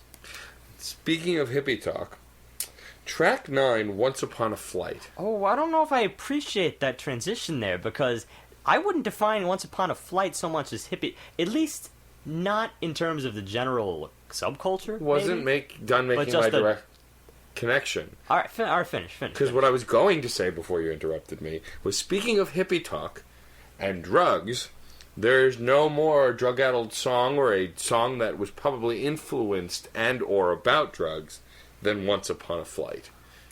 Well, that's probably true. This was a series. I hesitate to lump that with hippies. This was a series. This is This is psychedelic rock to a T. A series of 15 seconds of awesomeness, followed by 15 more seconds of awesomeness, followed by 15 more seconds of awesome. Now, that's great, because you're getting amazing things. Rapid guitar works that are just astounding. Pipe solos. Upright bass solos. Wah-wah guitar solos. There's a little bit of everything in here. Problem for me, it's very, very rapid, and at times feels a little bit too rapid. I wanted to mull over some of these really, really technically astounding pieces for a little bit longer. You know, I was almost on the verge of seeing it in the same way that you did, but just to go back to you, Matt, here, there's no hippie hopped up on drugs enough that that I think they could ever deliver this kind of complexity in their coherent mind. I don't think they would have a mind coherent enough, perhaps, to go through with this. So I was a little bit on the fringe. There's a part of this that is very much for the benefit of Mr. Kite, you know, especially when you go from that A section to the B section, because once you get the A, alright, it's very catchy intro, really catchy. Song, again, it's another one of those always in motion kind of tracks. You get this riff with a lot of color, a lot of texture, a lot of everything. And then you get sort of a strange transition there, and I think that might have been where it threw you, John, because in the B section we get this circusy romp, which is really like for a benefit of Mr. Kite, only instead you get this, almost sounds like a Russian dude stepping in there to tell his tale. Again, it's hard to really pigeonhole the song as to like what it's trying to say, but you can assume that whole Once Upon a Flight is an exploration of the trip that one experiences on drugs, and yet it's so complex. It is organized, in my opinion. It's not necessarily sporadic, as John might believe it is. I don't think it's sporadic. I just think it's a little too rapid. I wanted a little more time to appreciate everything that they were doing. To me, they're a little bit too hyped up and trying to rush out all these ideas. We've said a lot in the See past. it that way. We've said a lot in the past that there are songs that seem to move too quick and we can't kind of latch on. But upon a forced and instilled third or fourth listen to the song, because I've lost count, when we listen to it on a something that we don't typically do, but we listen to it again right after completing listening to it to get a better focus on it, I disagree completely with what John's saying. There's a lot more connection threaded under this song that is not caught upon a first listen. However, upon a second listen, the song does take its time in its own way for a good chunk of it. It's not as rapid as you think it is. I'm not arguing connectivity. I'm not arguing that. I just said rapidness. It's not as rapid as you think it is. No, Rapidity. It's they only are using 10, 15 second clips of a piece. That's simply not true. That is there's true. an A section. I broke this right down when listened to it. For instance, what's present in the A section there, it lasts for quite a while before we move into that very bizarre B section. Now, I am going to admit that one transition was a little bit sudden, but that's about it, because after that, there was a really great guitar transition right back into the main riff of A. And that goes on again for quite a while, upwards of a minute, not 15 seconds or anywhere near. Again, this is really splitting hairs here. And then after that, we get this insane bridge, I thought, which, again, might be where you're drawing that idea, because the bridge, it really just kind of shifts the tone of the A section a little bit. And then you get a brief, and yes, this probably was 15 seconds or under, this one little part, which is a bit of a jam.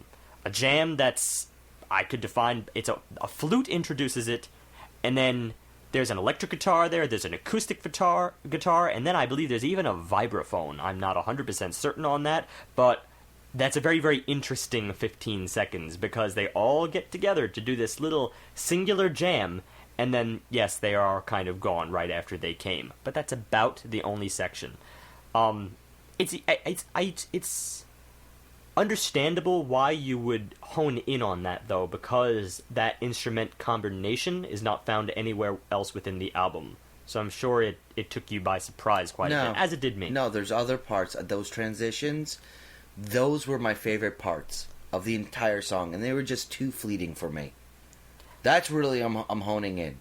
The A to B, B to A, those transition parts, I felt like could have been so much more expanded and just so much more beautiful than what they were. That I simply disagree. I think that was the core of the song. That was, and it right after the C section, it returned to it in almost the same way as it did earlier, and I thought it was pretty tasteful. In fact, in terms of long-term structure, this might be the most complex in the album in terms of form, like the larger format of each section.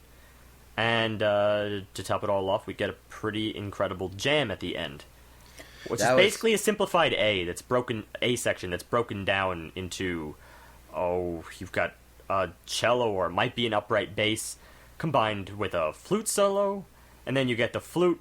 Well, actually, they're separate at first, and then they both combine themselves, and then it's punctuated with an acoustic guitar. It's just too much fun. It's pretty awesome. Yeah. That is a pretty awesome outro. Yeah.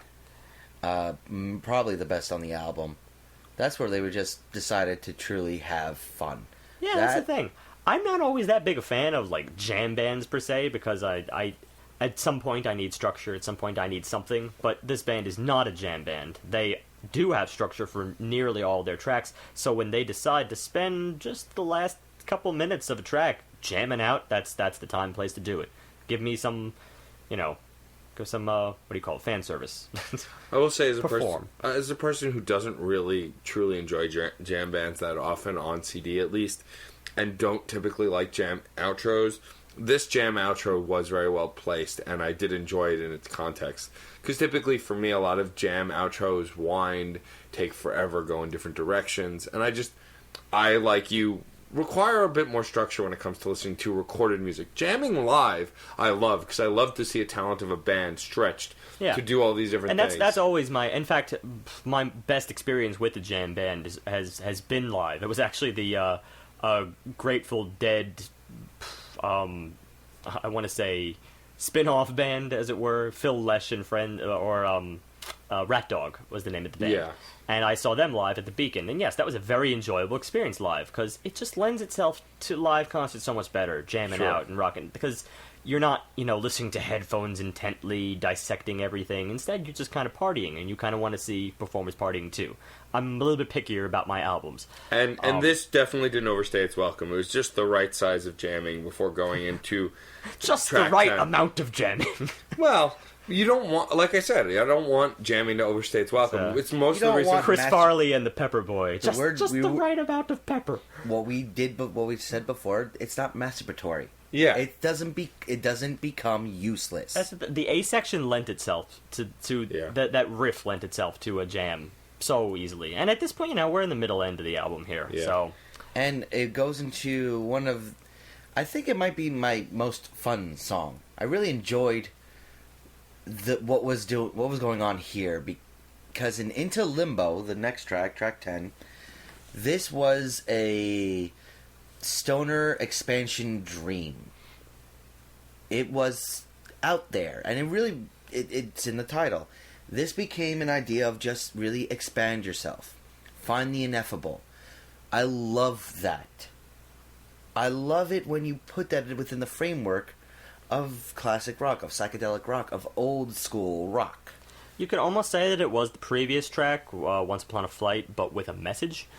Yeah, this song was much more easygoing and had a very soul-searching vibe. It was very much looking inward, getting introspective, reflecting on yourself and those things around you. And they coupled it with the idea of go out there, reach for the stars, kind of an idea, expand your horizons, do drugs, and make your mind an open field.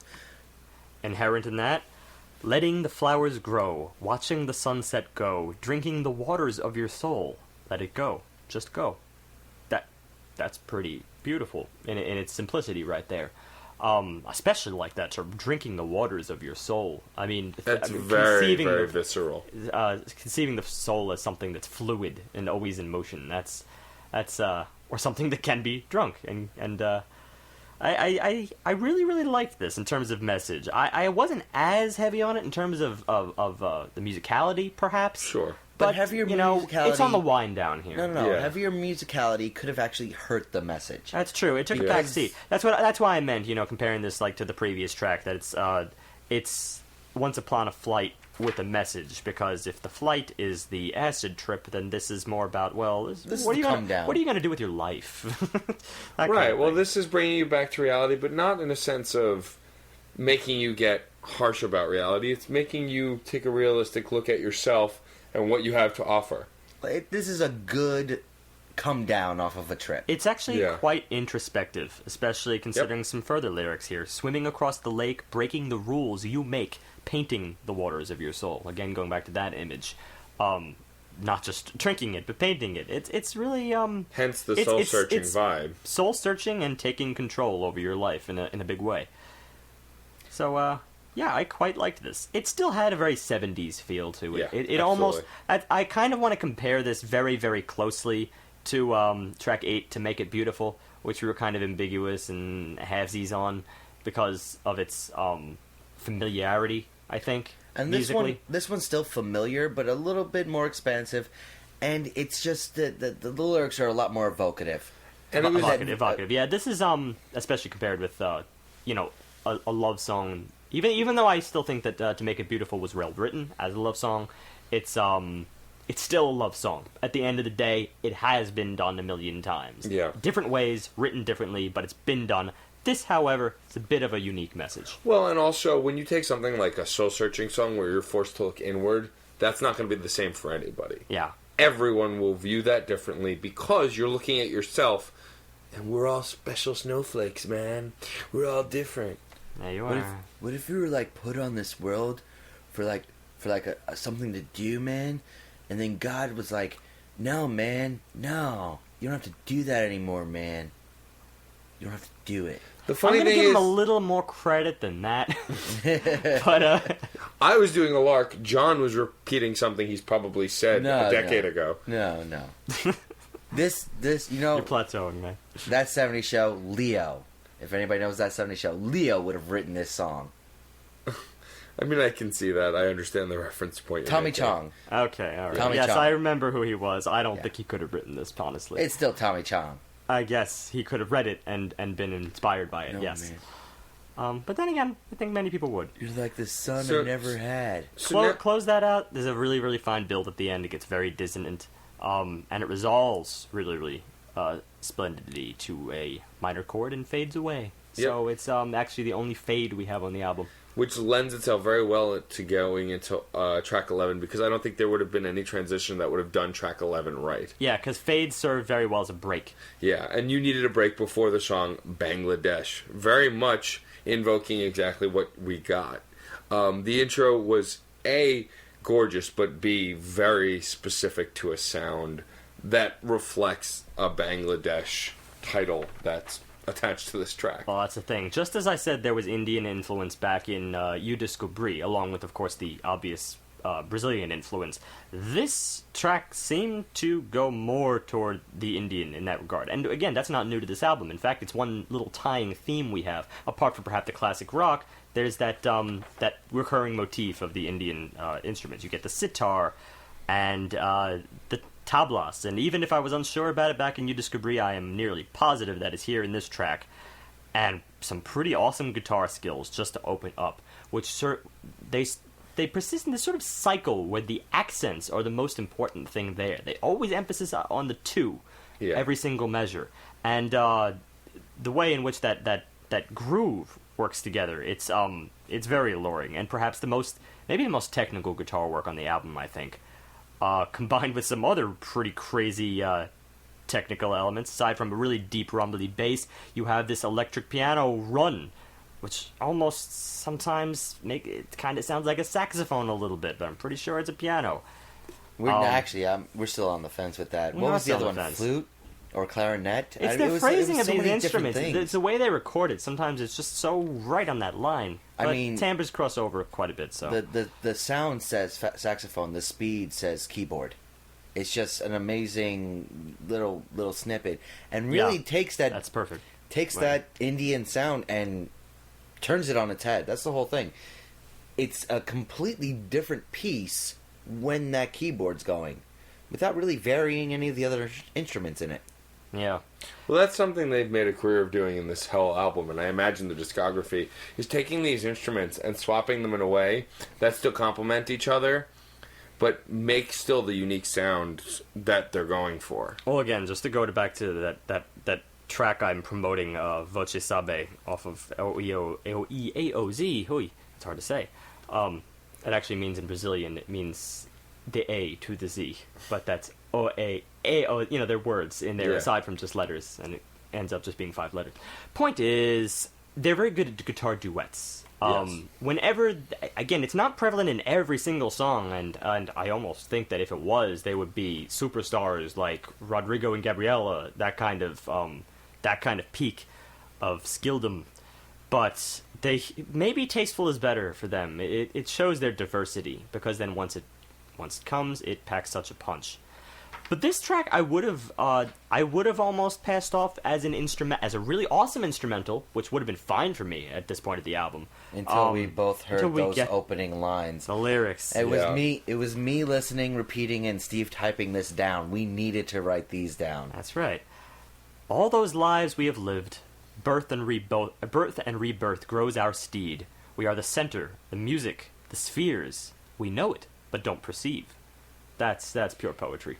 Yeah. I can't even. These lyrics clobber the lyrics that came before it, and I like the lyrics that came before it, but there's something about the art of these lyrics and how ethereal they sound. You almost get a sense... Time and Space had lyrics that went right in this same exact groove to me. That's the theme that I really wish was the predominant theme in this album, which is where you almost get a bit of a split here, and maybe you start realizing that, yes, there are 23 members, maybe there are multiple writers here, because... you compare those lyrics to the kind of lyrics that you get in To Make It Beautiful, and it's just, what? One is so incredibly... It should be its own poetry book. I would write this as pure... I would buy this poetry book, music aside.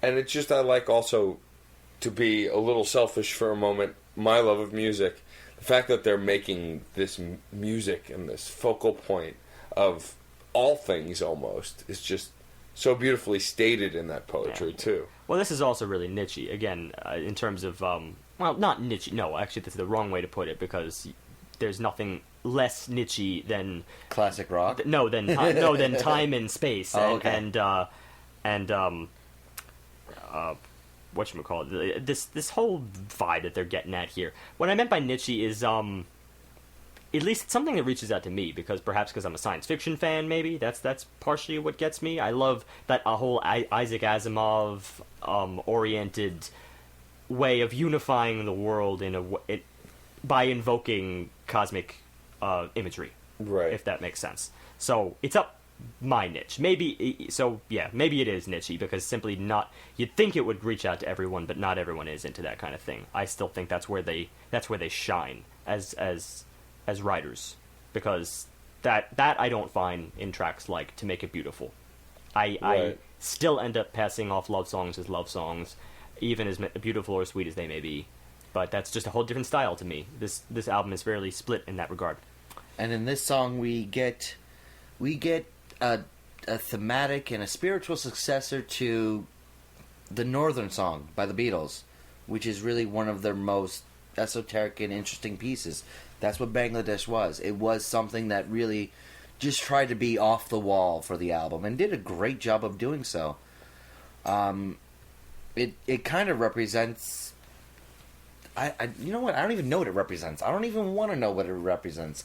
I like the mystique that this kind of portrays. That's it. That we had a discussion about this. That's why it's so hard to talk about, because it's the ineffable. We had a discussion about On the Nose versus the ineffable. Well, sometimes I really like the ineffable, and the fact that it's difficult to describe, what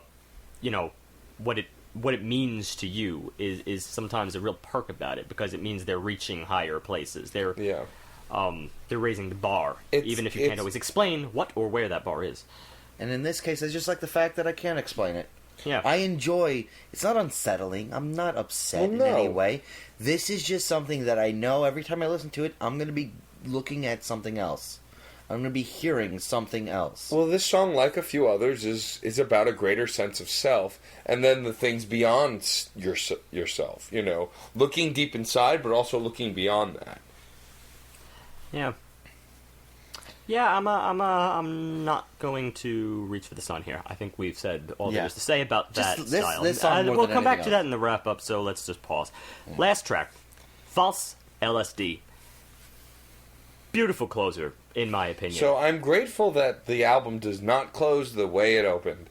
Thankfully, they, for however you explain it, created a great closing track. Valse LSD does something that they've already shown they're very good at on this record. It has more of that evil, mysterious vibe. That cello, at least that we're pretty sure is a cello, or an upright bass. This one I'm pretty sure was a cello.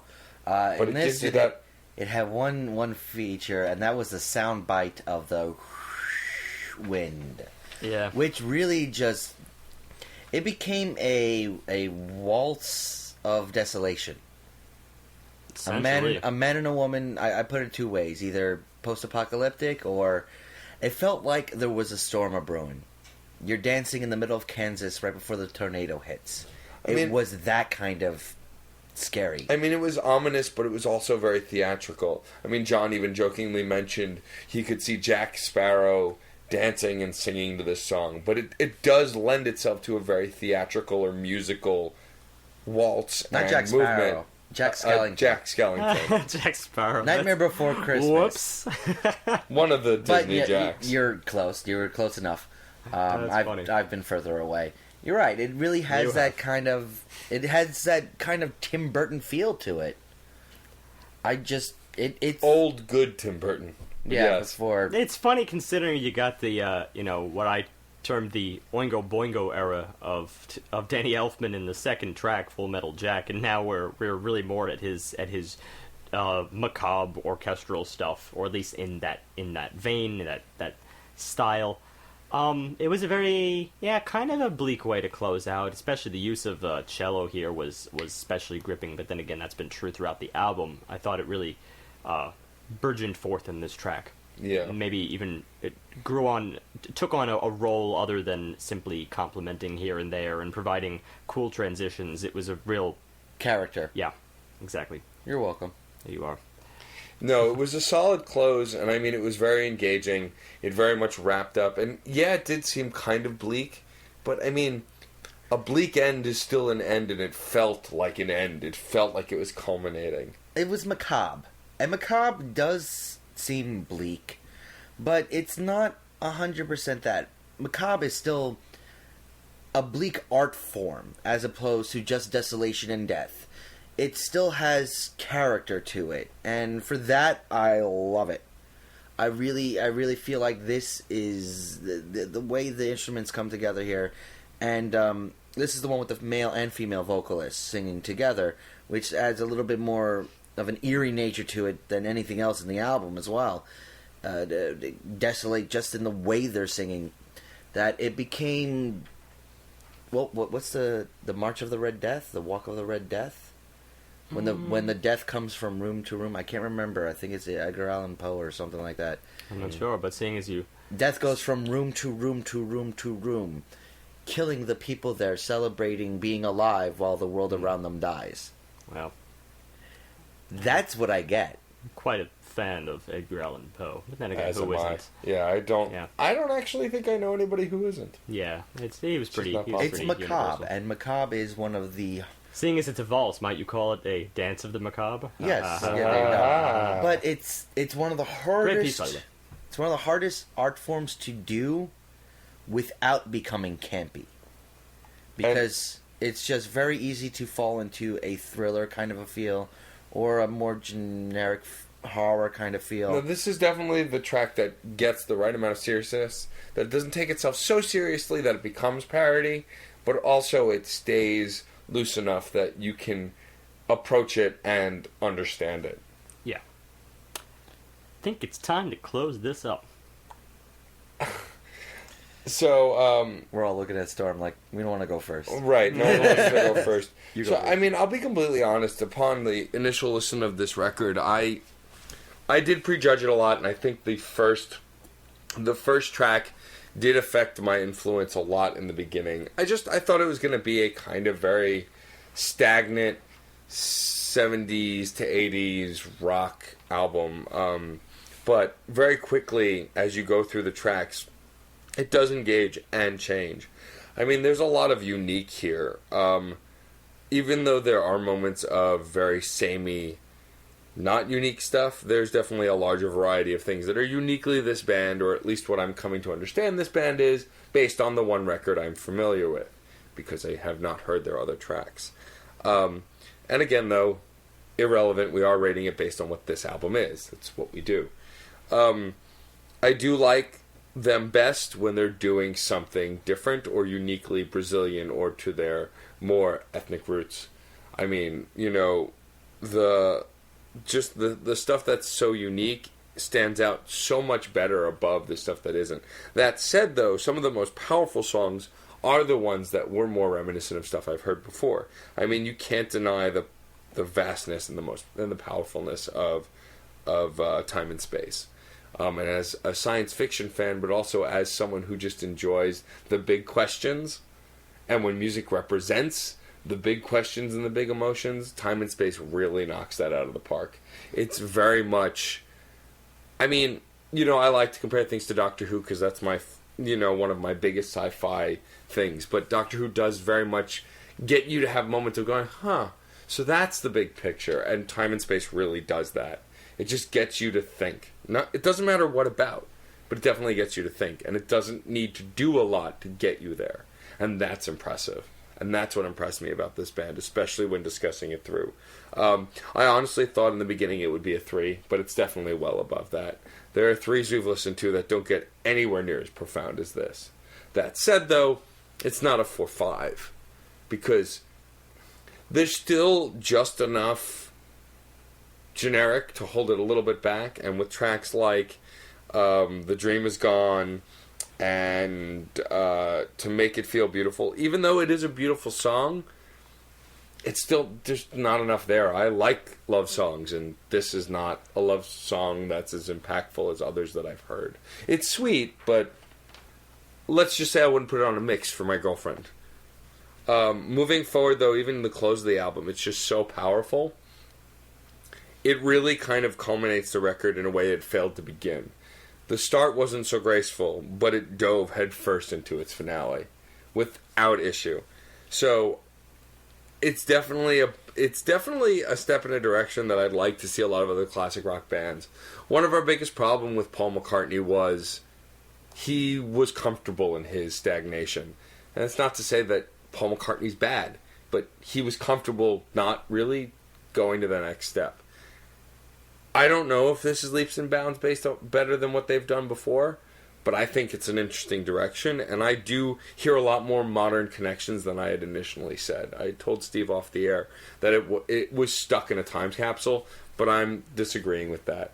Songs like Time and Space and Bangladesh and Valse LSD really do make it move towards a more modern sound, or emotion, or both. That said, it's a 4.25 for me. It's above the 4, you know, it's definitely that next step, but it's not there yet. I think they still fell into too many traps of classic rock or just rock, and I would have loved to hear more of the 3 distinct tracks that stood out than the other stuff that was sort of an amalgamation of what's been done before. That's where my biggest issues with this album comes from. Because while you definitely see a high level of craftsmanship with the work that's been done here, they are obviously experts at their chosen field of instruments and composition. The sheer level of familiarity I have with this music, it's just a little bit too much for me. I've heard thousands and thousands of classic rock songs, everything ranging from Southern to Elvis to American Bandstand to psychedelic to acid trip to this, that, and the other thing.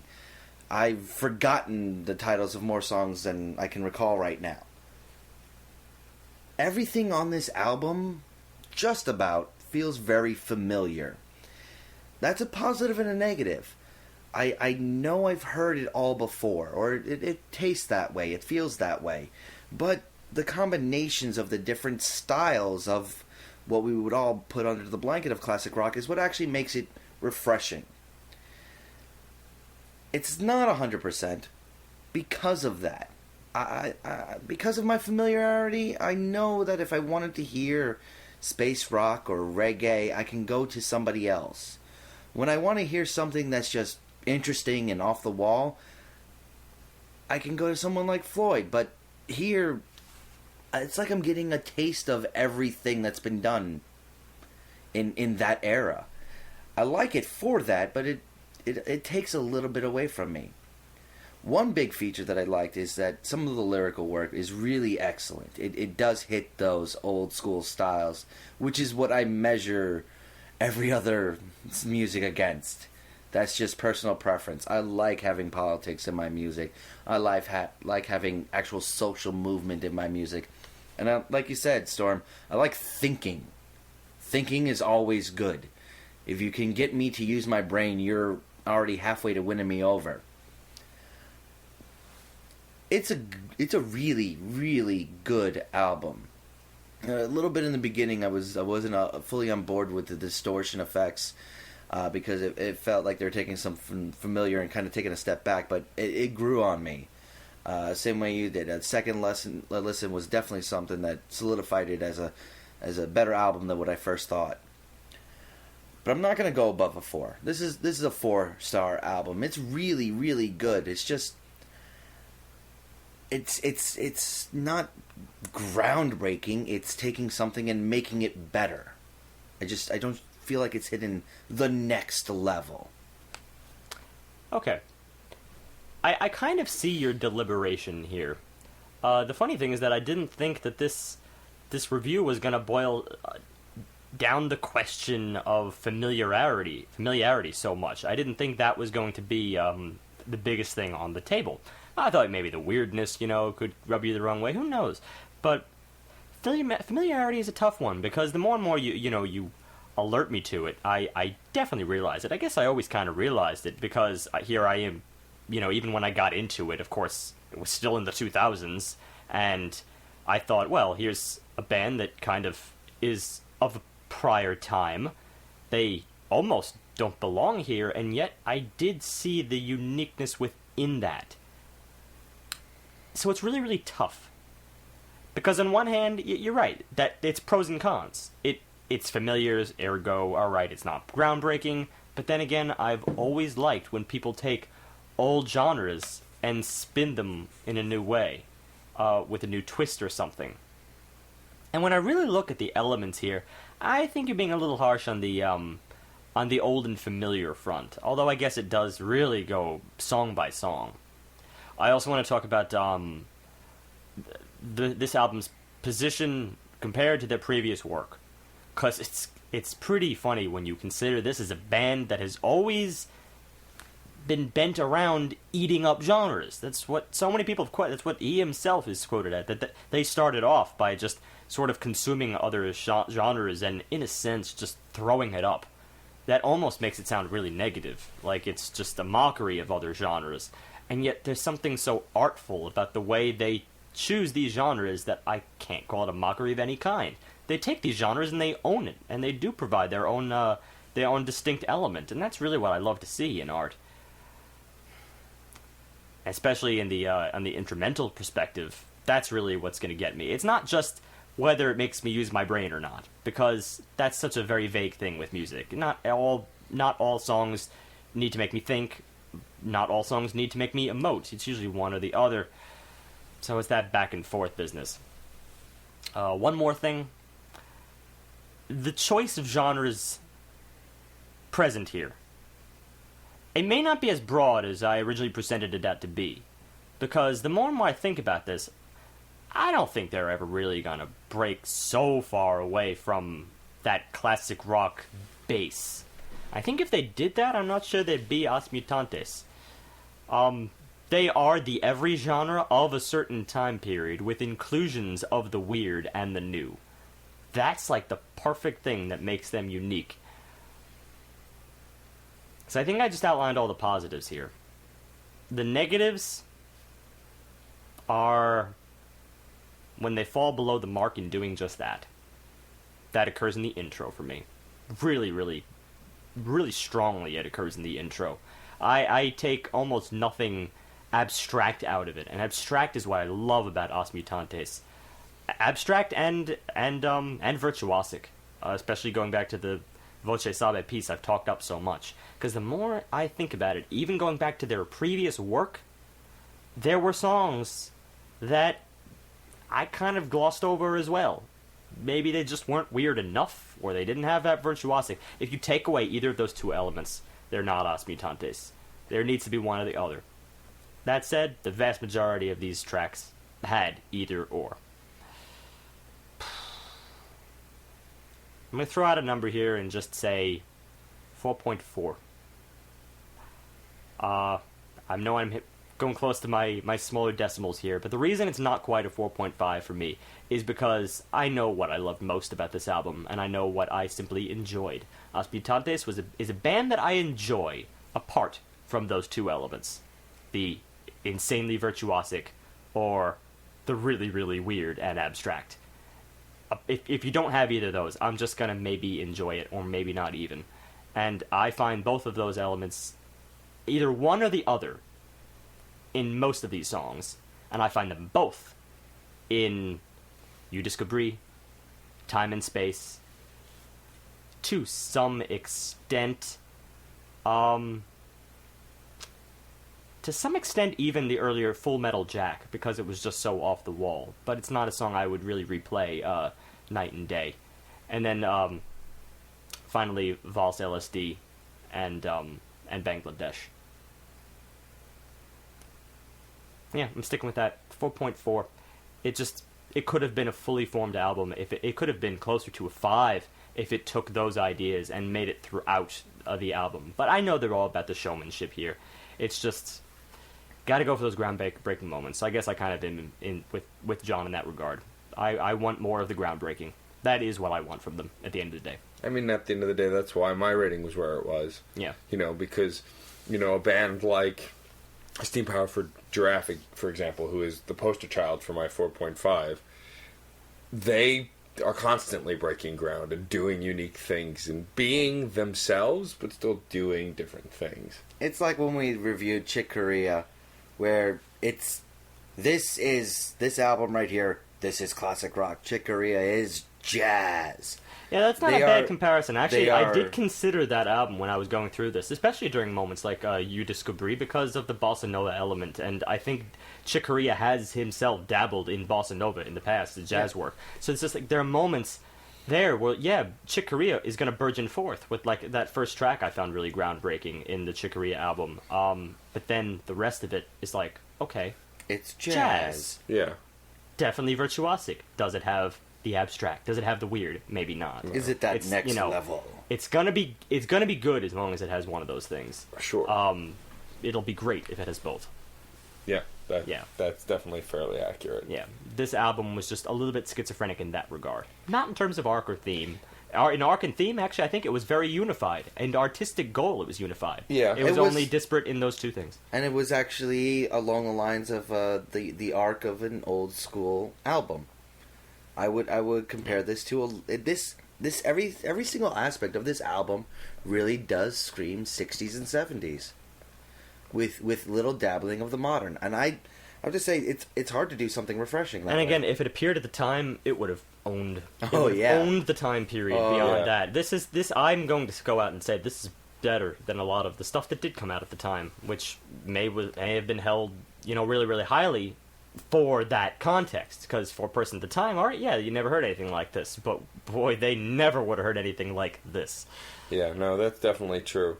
And speaking of the time and never hearing things like that, Stephen came up with a really interesting idea for today's topic. Well, it's very related to today, because considering those two pillars that I've just put forth there, the virtuosic and the weird, let's hone in on the weird for a little bit, because, well, if you don't got virtuosity, and you don't have to put virtuosity in every track, the best thing you can do as a creative mind is to be abstract, to go off the wall.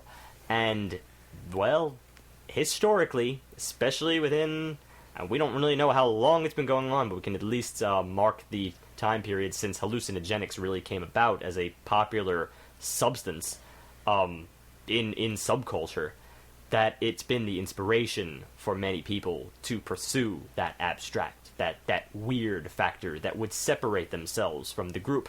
And it's really why we see such a big divide in the 1960s in terms of musical stylization, because once you bring in, substance, a substance that is literally changing the way in which you think on a fundamental level, you're going to see some side effects in the music, and most of that was desired. And we're going to talk about to what extent this has really been helpful, to what extent it's been hurtful, and all the in-betweens.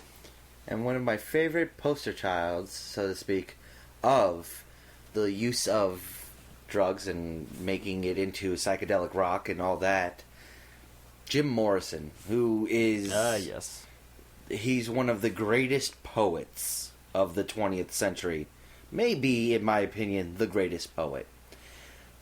Greatest substance abuser of one the 20th of the century. heaviest substance abusers you can even think of. Like when you were setting that up, I was saying to myself, if he says anyone but Jim Morrison, I'm going to smack him. And I love the Doors. Well, there's other names we're going to throw around here, but I think this is a very good place to start, because he was one I already have a name for a terrible example. But okay, we're going to go one at a time here. Jim had a terrible voice, a really, really, really plain singing voice. But see, that's the thing. That's for the hoity-toity, vocalist. He didn't care. Vocalist professor might say that. He didn't care. And does it matter? But the first time I'm playing one of his albums and I hear people are strange when you're a stranger, faces seem ugly when you're alone, women seem wicked when you're unwanted. I just love when you're strange. Faces come out of the rain when you're strange. No one remembers your name. These words are just so inspiring to me and so creepy yet familiar, comforting yet disconcerting. All of his music's like that. Every single song he utters, every single line he says is just so familiar and comforting yet terrifying. And to know from the framework he was working in, because he was a messed up kid with a weird and back and forth childhood, it's amazing the words he was able to create from that addled haze he had most of his adult life. He's easily one of my favorite musicians ever. And here's the big question: if you took the drugs away, would you still have it? I think would you still have him? Yes, because the big thought experiment. No. He actually, a lot of his lyrics came from even when he was a kid, before he got into drugs. He was a poet first and foremost from a very young age. I've read his biography, so I love Jim Morrison. So I read his biography. Yeah, you are. Now, granted, we don't have the ability to go down and track. I mean, obviously, history is history. They did take drugs, and yes, they also produced amazing music. But the thing, we can also cite examples, I have an example. I think you're going for the worst example that I'm going for. Maybe not. So my example is inherently 90s, because never mind then. My music taste is obviously floats towards the 90s. I like a lot of things, but I have a very strong-rooted passion for the 90s. So one of my favorite 90s bands who put out tons of great music in the mid to late 90s were the Stone Temple Pilots. They were kind of a reemergence in 90s culture of a classic rock-esque sound. They weren't necessarily classic rock, but they had leanings towards it with their style and the way they played. Their lead singer, Scott Weiland. Scott Weiland is considered at the time, one of the greatest record producers and songwriters, and wrote great stuff like Plush and Interstate Love Song and Creep and all of these really great songs. However, they barely toured. When they toured, it didn't last long. The band broke up and got together several times. He was constantly in jail in the 90s.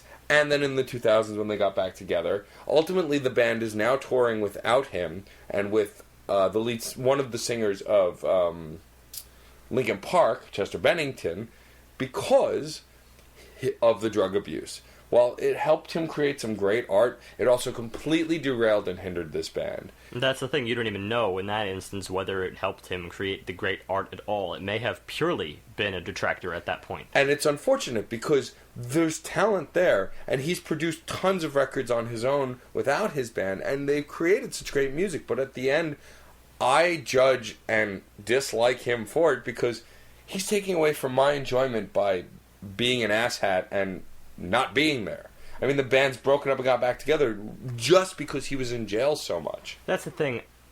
In the music industry, maybe there's a lot of artists out there that just would rather not be in industry, of course, that they would just prefer it be a nice good old-fashioned bohemian culture where you can create, you can be an artist, and that's the end of it. And somehow you'll live, and make a living and whatnot. And in general, you just do what you do and float on by. But that's just not the way it is. The way life works is, of course, you need to organize things. You need to get an agent. If you're not doing it yourself, you need to get an agent of some kind. You need to book, you need to book venues and get your face out there. There's a lot of work. A lot of little legwork involved in being a musician at the same time. So if you're flaking out, then it falls back under unprofessional. And that's just something that you really can't do as much as you wish you didn't have to do in the industry. Art does go hand in hand with professionalism in many, many instances, unless you're just one lucky bastard. And you're just that good.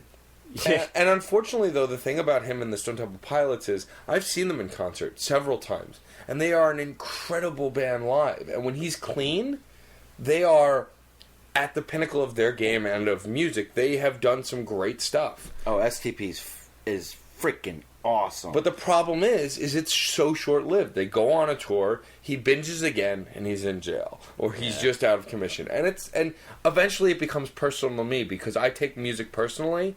And when you're taking it away from me because you can't keep your shit together, I can't stay interested. And I can't. Well, no, there's a medium to go down here, and that's the personality type. That there's a personality type that goes along with whether you're able to handle it or whether you're not able to handle it, or whether it even really enters the game at all. And that's for instance, a lot of classical musicians, it comes down to focus, really intense focus, the amount of hours that you have to put in, becoming a virtuoso at your craft and whatnot. Usually just, there's no room in there. This is why people tend to look at that's the big divide, between the pre-1960s and post-1960s. There's the straight-laced composer or musician in a suit and a tie who will go on Ed Sullivan and say yes sir, no sir, and do his job and entertain for the crowd. And that's just how it goes. That's the end of the business, right? And then afterwards, there's the free for all artists just being who they are, and it's more about personality and less about the straight lace. Now, I'm not saying that more or less work actually goes into it. It's about the public mindset of how we perceive it. That's a bit of a disparity between pre-1960s and post-1960s. At least this is what's been carried down through culture and the way in which we perceive before the time period and after the time period. So, bit of a weird thing. What's your point? Well, there's one artist who's been on both sides of that time period. Ozzy Osbourne. We reviewed him here. And back in the day, when he was first making music... Always put him afterwards. No, I mean before drug culture became a no-no. It was only really the mid-'80s where doing drugs and being a wreck of a musician... you're actually going into a little bit of a middle ground with this, because I always kind of perceived that, at least in the public mindset, that prior to 1960s, it's not even an entity in the public mindset, which is actually not true, because of course it was pretty irrelevant. At least things like marijuana were prevalent in the jazz community as early as the 20s and 30s. Well, drugs themselves were prevalent, but they were usually used medicinally. Yeah. If they were used in... Who's kidding who here? No. It's just... Opiates. Opiates are huge pre-1950s. Yes, but they were not all used medicinally either. No, you're telling me the majority were. Is that what you're telling me? They were used as everything from the common cure, the common cold cure, to treating the worst cancers you could think of, because nobody had the science to know that they were actually hurting you, and they made you feel good. And things like your coughing would go away after taking a swig of an opiate. Here's the thing, though. Yes, but that percentage of people who use drugs in that way has, yes, it's been around. It's the same percentage as it was, I think, prior as it was afterwards. In terms of recreational, though, that's really what we're talking about here, and that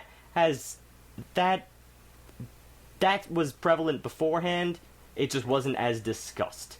Maybe medicinal was discussed, but after 1960s, there's public awareness around there. Because you can find lines in Cab Calloway, for instance. Actually, I mentioned that just earlier in this podcast.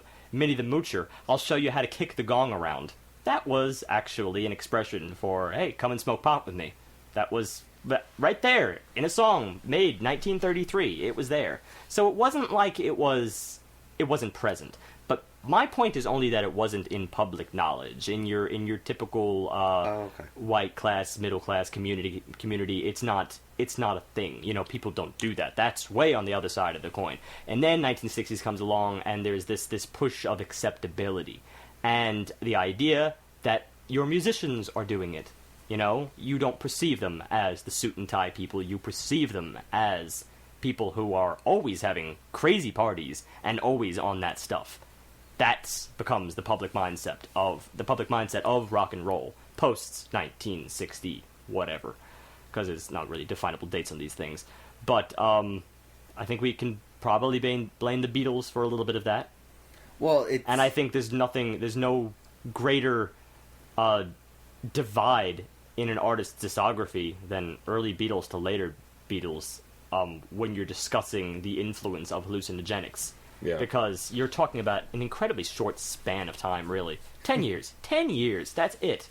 You know, we're not talking about a massive amounts of time for the entirety of culture to change. You have to figure, if there was a catalyst, it was probably the drugs. Probably, yeah. And it probably happened as early as Revolver, maybe even the previous album, I forget. Revolver, Rubber Soul, and I believe Taxman was either one or two before them. And from there, it's exponential in terms of how it pushed one idea forward, and then the next idea pushed that forward. So in that sense, you're almost talking about a pro there, because that's almost undeniable. It's still inference. Granted, it's still inference, but it is almost undeniable that it had some kind of effect. You just look at their covers. Look at the album covers and how they evolve over time. I will play devil's advocate, though. Would you say it was the culture, too? Or would you say the drug... It was definitely the culture, too. You can't just attribute it to the drugs. Well, you can't. I'm not necessarily. I'm just proposing it. I mean, I think it's there are a cacophony of things happening at once, but to what degree can you really define the origins of things like tie-dye? Or things like... yeah, but you also have to look at... It was the Beatles. Changes. Some of the greatest musicians to ever live, and they were growing, they were learning, they were becoming adults and experimenting and building lives and feeling things that beyond the drugs was also just experience. And that's probably true. But at the same time, their influences, especially up to a certain point, revolved around things like Elvis. Really kind of what we perceive today as your generic 1950s rock and roll American rock and roll bands. And those were their influences. That's what they had to deal with. And I've never actually heard whether they were so steeped in influence more toward the middle part of their career to actually get some names as to, what might have been influencing them around the time of Revolver, but I never really heard any other names. It's always, whenever you hear about the Beatles, it always just comes back to, oh yeah, Elvis. We started out playing Elvis. And there's one minute you're there, next minute you're at a circus, benefiting Mr. Kite. Well, I think that very odd. I really think that also... To try and pigeonhole into, yes, drugs are bad, okay, or drugs are good, it's not the drugs. The drugs don't change. Well, over the years, sometimes they do. They do, especially when you consider, well, I'll go into this later, but the reality is the drugs... Marijuana versus LSD versus cocaine, yeah, it changes. But the drugs, the fact that drugs exist, doesn't change. They may get more powerful or go in different directions, but drugs are drugs. It's the people that change. I think that depending on the person determines the influence. Am I saying that drugs are good? No, not necessarily. But I'm saying that artist A versus artist B, artist A may not even really be affected by drugs. It may just allow them to think more openly, make them a little lazier, make them a little more relaxed. But artist B may take the same drug, have a mental breakdown, and stab somebody. Well, that's the first path I started to go down when talking about the way it changes different types of personalities. And yeah, I first started to outline that in terms of time period, in terms of what people perceive. Again, the straight-laced type versus the straight is an arrow type, is a better way to put it. The person who has just total control of themselves, they're not going to overdose in anything. They're not going to take anything too far. That's the straight as the arrow personality versus the prone to addiction, to be honest. Right. Which could happen from anything from alcohol to coffee. So, yeah, that would obviously... Then drugs is probably not such a good idea for that particular person. But for sure, I'm not coming in here with like any kind of agenda. I just want to keep I want to keep that idea open that perhaps it was more influential in the '60s than maybe some of the events happening around it were, because there was a lot going on in the '60s, and this is a thought experiment that has probably plagued many people ever since as to what influenced what, and the answer is very simply probably just all of them simultaneously. Which but, is where I would go with it. Yeah, but it's still something to note, because when you're talking about a substance that does literally change the way you think in many instances, not everyone perceives it that way. Some people talk about hallucinogenics as enhancing various ways in which you would already be prone to thinking. Right. But there's still a lot of evidence that it just completely changes it, unpredictably sometimes. That case, you gotta post its influence a little higher than that. From personal experience, it does a lot of different things. It all depends upon the hallucinogenic. Things you're prone to or not, now that we're talking personal stories. I'm not going to share that full story, but having delved within the natural enhancements that plants provide us, it doesn't always alter your perception or create things. In a lot of cases, it does just intensify experiences. Intensify things that would already be there to begin with. Yes. Point of reference, I stared at a poster for about an hour thinking it was a movie. That's like a classic story. Yeah. Along the lines. A lot of people have done that. Yeah. It's kind of interesting. Especially, in my personal life, I've always found that I'm more prone to the whole addiction / laziness / hey, look, another thing. To inspire me not to produce. Because for me, creation has always been a form of work. As much as I love it, I'm too particular to simply just sit back, let the drugs take hold, and go with the wind. That's something that I've never been able to do. I guess in that sense, I have probably more in common with your pre-1950s persona. But, and I'm sure, I'm not the only one. There's always been that holdover there. People who still choose to just, trudge along. My experience is more varied. I feel like it depends on the type, what you're doing, where you are in life. Because I also think that a lot of those, if you feel you're the type of person... But this is specifically in reference to creativity, also. Right, but creativity is also affected by emotion as well as, I believe, drugs.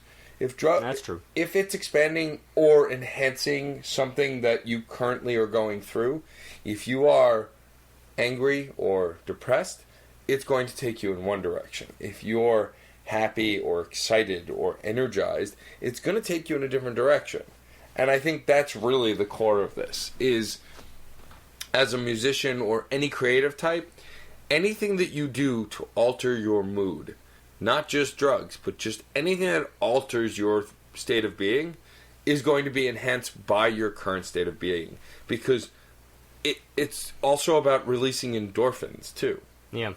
And, food can sometimes do the same thing drugs do, depending on the food. I mean, you mentioned coffee.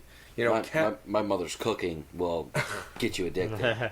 Caffeine can do what some drugs do, depending on the person. And I think the ultimate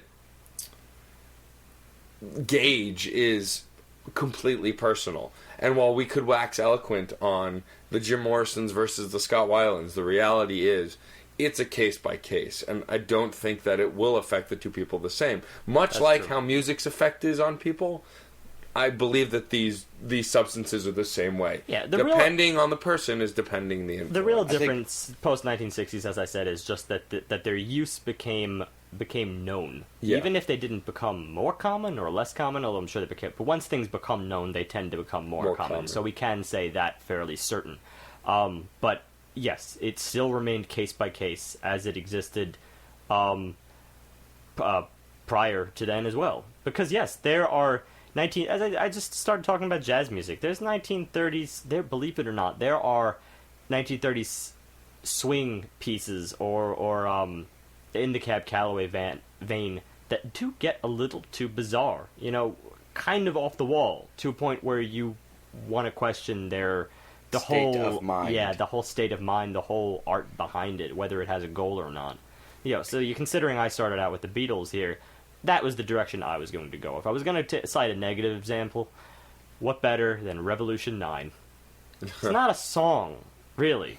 Yeah. And I mean, granted, it did appear. It was on the White Album, if I'm not mistaken. Correct? Yeah. And the White Album was, in many ways, a compilation.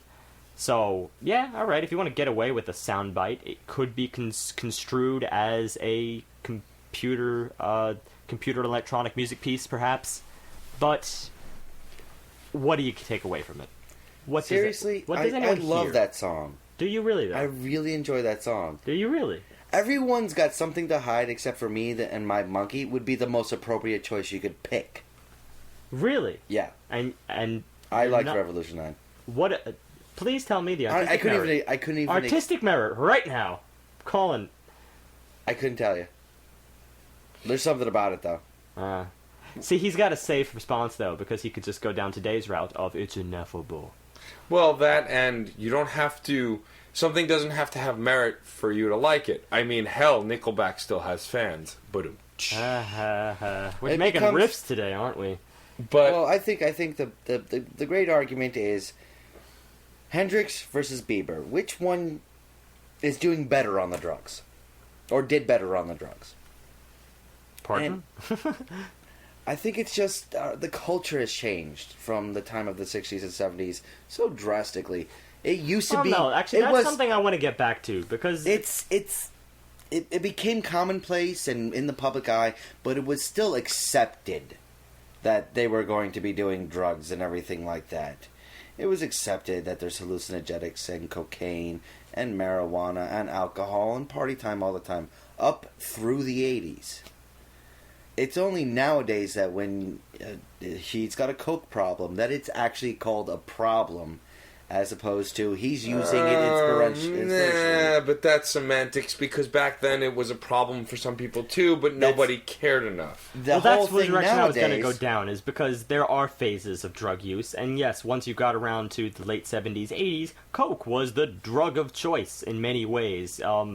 It had its culture of its own at the time, and it became more common then. So I see what direction you were going down, Matt, in terms of phases of drug use. But the whole thing is, drugs have evolved dramatically, as much, if not more so, than music, to be frank.